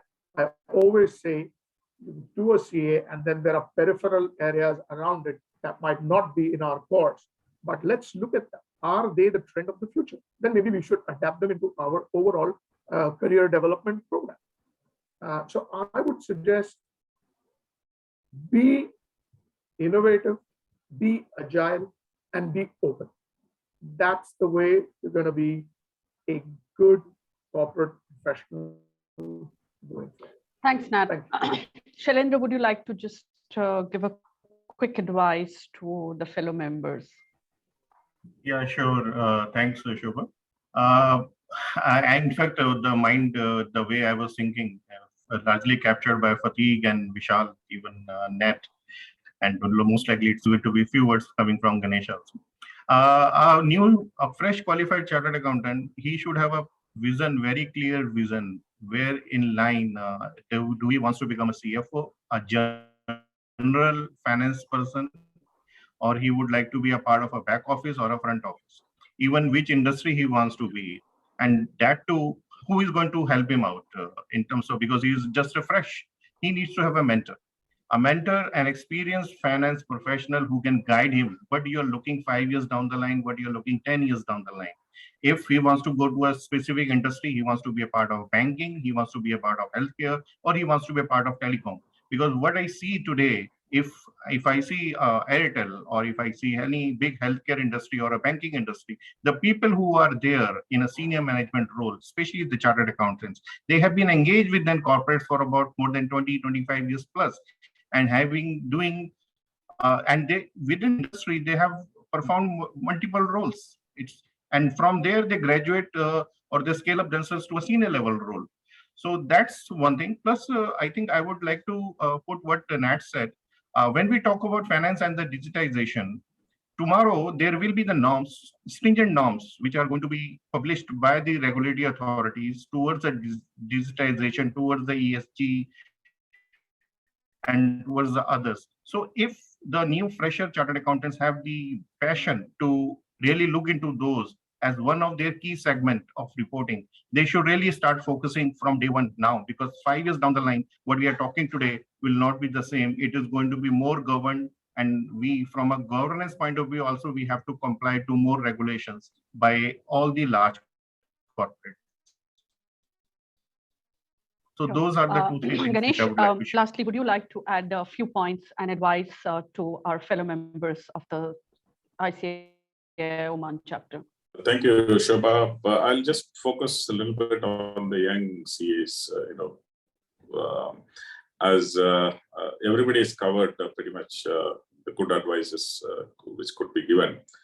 Just take up on what Shailendra talked about a little bit. The young CAs have to clearly identify which path they would like to take. Start of the career, choose the specialization in which, be it industry, be it a particular function within finance broader. Develop knowledge and skills around that. And then as you grow in the career ladder, you start expanding your scope into other areas to become a strategist, a new demand of a CFO role. I think that's the path they should look at. It's not easy to decide as young CAs. Somebody's guidance would be required. It could be somebody at home, somebody they work at as a mentor to guide them where they are good at. They choose as a specialization and then start moving in. In a simple term, if I have to provide a formula, chartered accountants always used to work in numbers and formulas. C plus C is equal to C is in a simple way, if I have to sum up. It's very confusing. First C is commitment. Second, plus consistency will provide change, positive change in life. I think if you are focused, committed, consistently follow that, you will end up having a change in life. And that's how I would conclude. Thank you. I really just like want to add one point. Yeah, sure. We follow one, personally, we follow one quote of 4 Ds. 4 Ds is a term which is used 15 years back. It's a dedication, devotion, determination, discipline to change the life going forward. Perfect. Thank you. Thank you, everybody. Very, very learning session for me. I really thoroughly enjoyed it, and I'm sure all in the session have enjoyed, a very, very insightful sessions which are being given by our esteemed panelists. So with this, I would like to end the panel discussion. And before I hand it over back to Gaurav, I will just take maybe just 20 seconds to just request, actually, as I mentioned that Oracle is very committed towards sustainability. So you can do your bit, as an individual. It is not a responsibility only at the corporate level alone. So at the end of the session, there is a survey. You can just, it's the one question, you can just click it. Based on that response, Oracle will be planting 350 trees in Tanzania for this session. So please do your bit. Over to you, Gaurav. Mr. Nat, you had something to say? You're on mute, Mr. Nat. You're on mute, sir. You're on mute, sir. Yeah. No, I just wanted to say thank you very much to all my fellow panelists and to Shobha.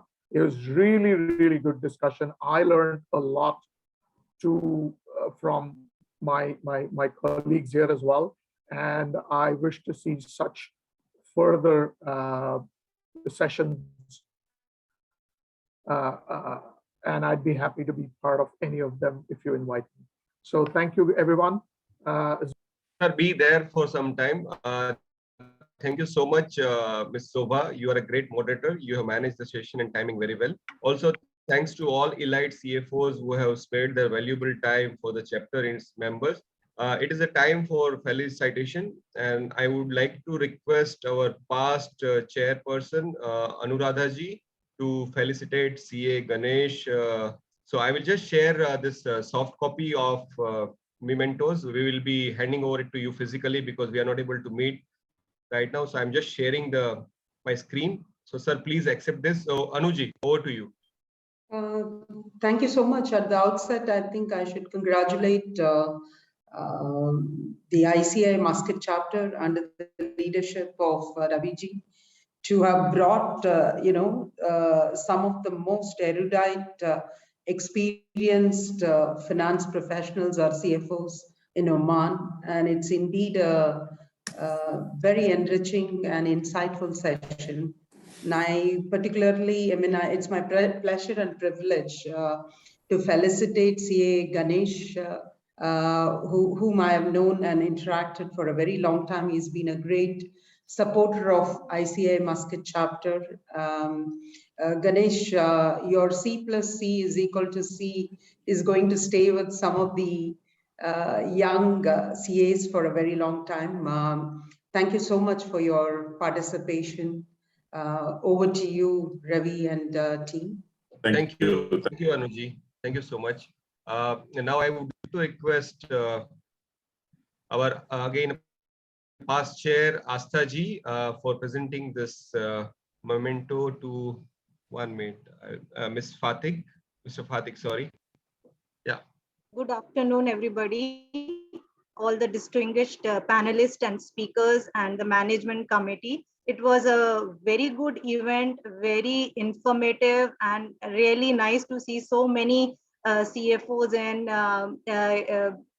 so many CFOs to participate in this panel discussion. It rarely happens that we have such a wonderful panel people available on a weekend together on such a interesting topic. So, Mr. Fatik, it was very interesting to hear from you. The tips which you gave to us, mainly to have a good mentor and to have good training and development, will help us to stand out in the crowd. So that is a very good message you have given to all the young and blooming chartered accountants. So thank you very much for sparing your weekend and fasting day for the chapter. Indeed delightful to be with you today. Thank you very much. Thank you, Asha, and we're looking forward to be associated with you on any front to add value wherever we could. All the best. Thank you, Asta ji, and thank you, Mr. Fatik, for your time. Move on to next point. I'll just sharing my screen. I would like to request Shilpa ji for handing over this memento to CA Nat Vora. Thank you so much, CA again. It's again my pleasure to not only welcome you, but to felicitate you for your wonderful contribution as a panelist. The word fine sense will stay with me for a long time. That was Vishal. Lovely tips. Yeah. I look forward to meeting you in person to hand this over, and look forward to seeing you in more sessions. This was truly a very, very, very interactive, very, very enriching session. Thank you so much for your presence. Thank you, Shilpa. Thank you, everybody here on the panel and the management committee members. I am honored that I was on this panel and along with such august people with me. So I'm happy to be a part of any panel, anytime you need me to be. And the only thing Thank you so much, sir, and thank you, Shilpa ji, for that. I would like to request CH Sangeeta for presenting this memento to our next speaker, next panelist, CA Vishal Goenka ji.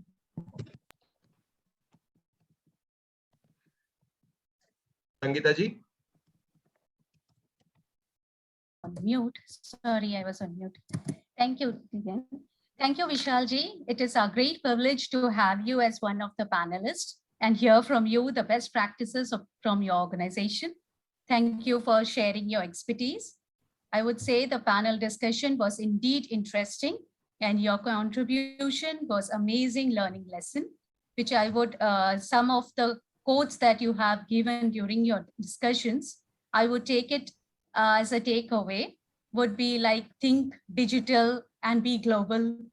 Finance is fine sense, amazing one, and strategy thinking and customer oriented approach. I will never forget all of these. Thank you so much for sharing these. Thank you, Sangeeta, and all the people involved in making this successful, because I know, Sangeeta, how much hard work she has put in, how much hard work Ravi ji has put in. They were keep chasing all the panelists, all the participants, and that's the reason why CA chapter in Muscat is so successful, because we have such devoted team. And I'm very happy to see all my friends as panelists, and that's the beauty about Oman. Thank you, everyone, and all the best for all future sessions. Thank you, sir. Thank you for your kind words. Thank you, Sangeeta ji. Now, I would like to request CA Jim Joseph to welcome our next speaker, next panelist. I'll just share my screen. CA Shailendra ji. Jim. Thank you, Shailendra ji. It was very interesting to attend the last couple of hours with all the senior members. Thank you for your presence and discussion. Thank you very much. Thank you very much, Jim. And thanks a lot to Mr. Ravi for giving me an opportunity to be a part of the wonderful panel and the experienced professionals. Thank you, sir. Learning a lot Thank from you, them. Jim, Thanks a lot. for that. Now, last but not least, Oracle team members, I would like to request CA Gaurav Kapoor to present this memento for our team at 1 minute. Let me just open. Sorry, my apology for that. This is Oracle team. Sorry, I'm not able to. My apology, but I'm not able to see that. Give me a second.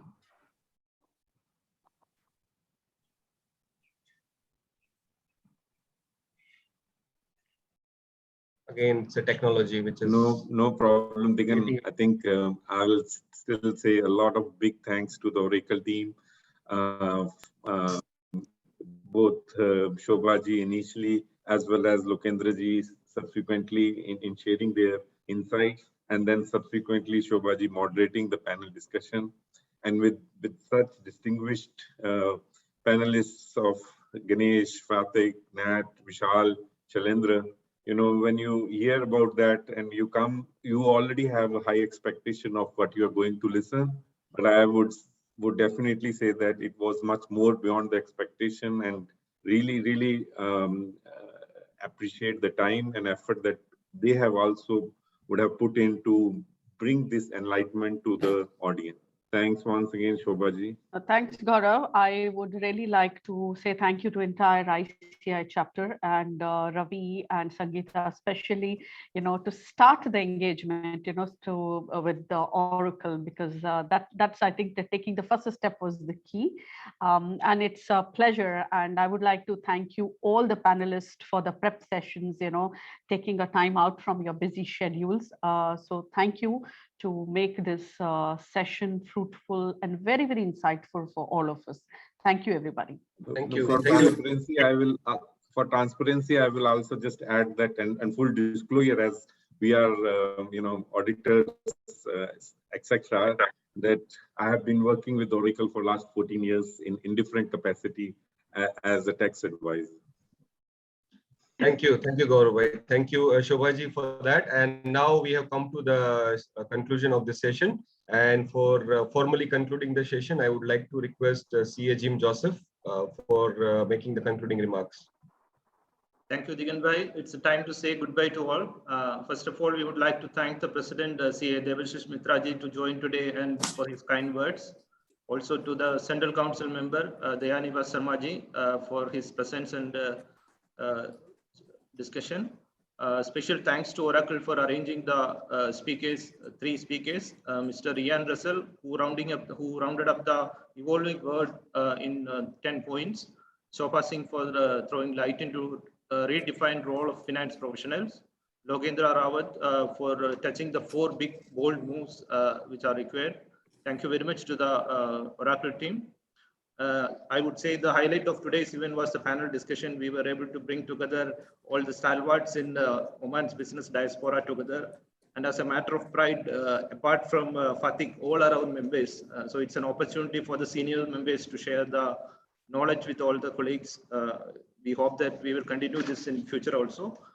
Thanks to CA Ganesh for Bank Muscat, Fatik Al-Belushi from Oman Cements, CA Natwara from Solar Wadi, CA Shailendra Goyal from Muscat Overseas, and CA Vishal Goenka from Renaissance Group. All these groups are also supporting the chapter whenever we are required. So special thanks to their organizations also. Thanks to our sponsor, College of Banking, all other sponsors and supporters. Thanks to members. Today we have more than 100 members at one point of time. Thanks to members also. And thanks to all the fellow MC members for their efforts. And special thanks to Digan Bhai for professionally managing today's event. Thank you very much. Enjoy your Thank you. Before we conclude this, I want to inform that 21st of May, we are having the annual seminar. We are trying our level best and we may require some sponsorship or some support from there. So we may approach most of you members and the companies for this, and your support is always look forward, because we are looking for great speakers. Some of them are star speakers as well. So we definitely need some support in the form of, and definitely the World Congress is always there, but therefore upcoming is the annual seminar, which will be we are holding around 21st of May 2022. We are trying our hard to reach these timelines, and we are working towards it. Thank you, ma'am. Thank you, Raviji. So with that, we can conclude. Yes. Yeah. Yes, sir. Thank you so much. Bye. Thank you, sir.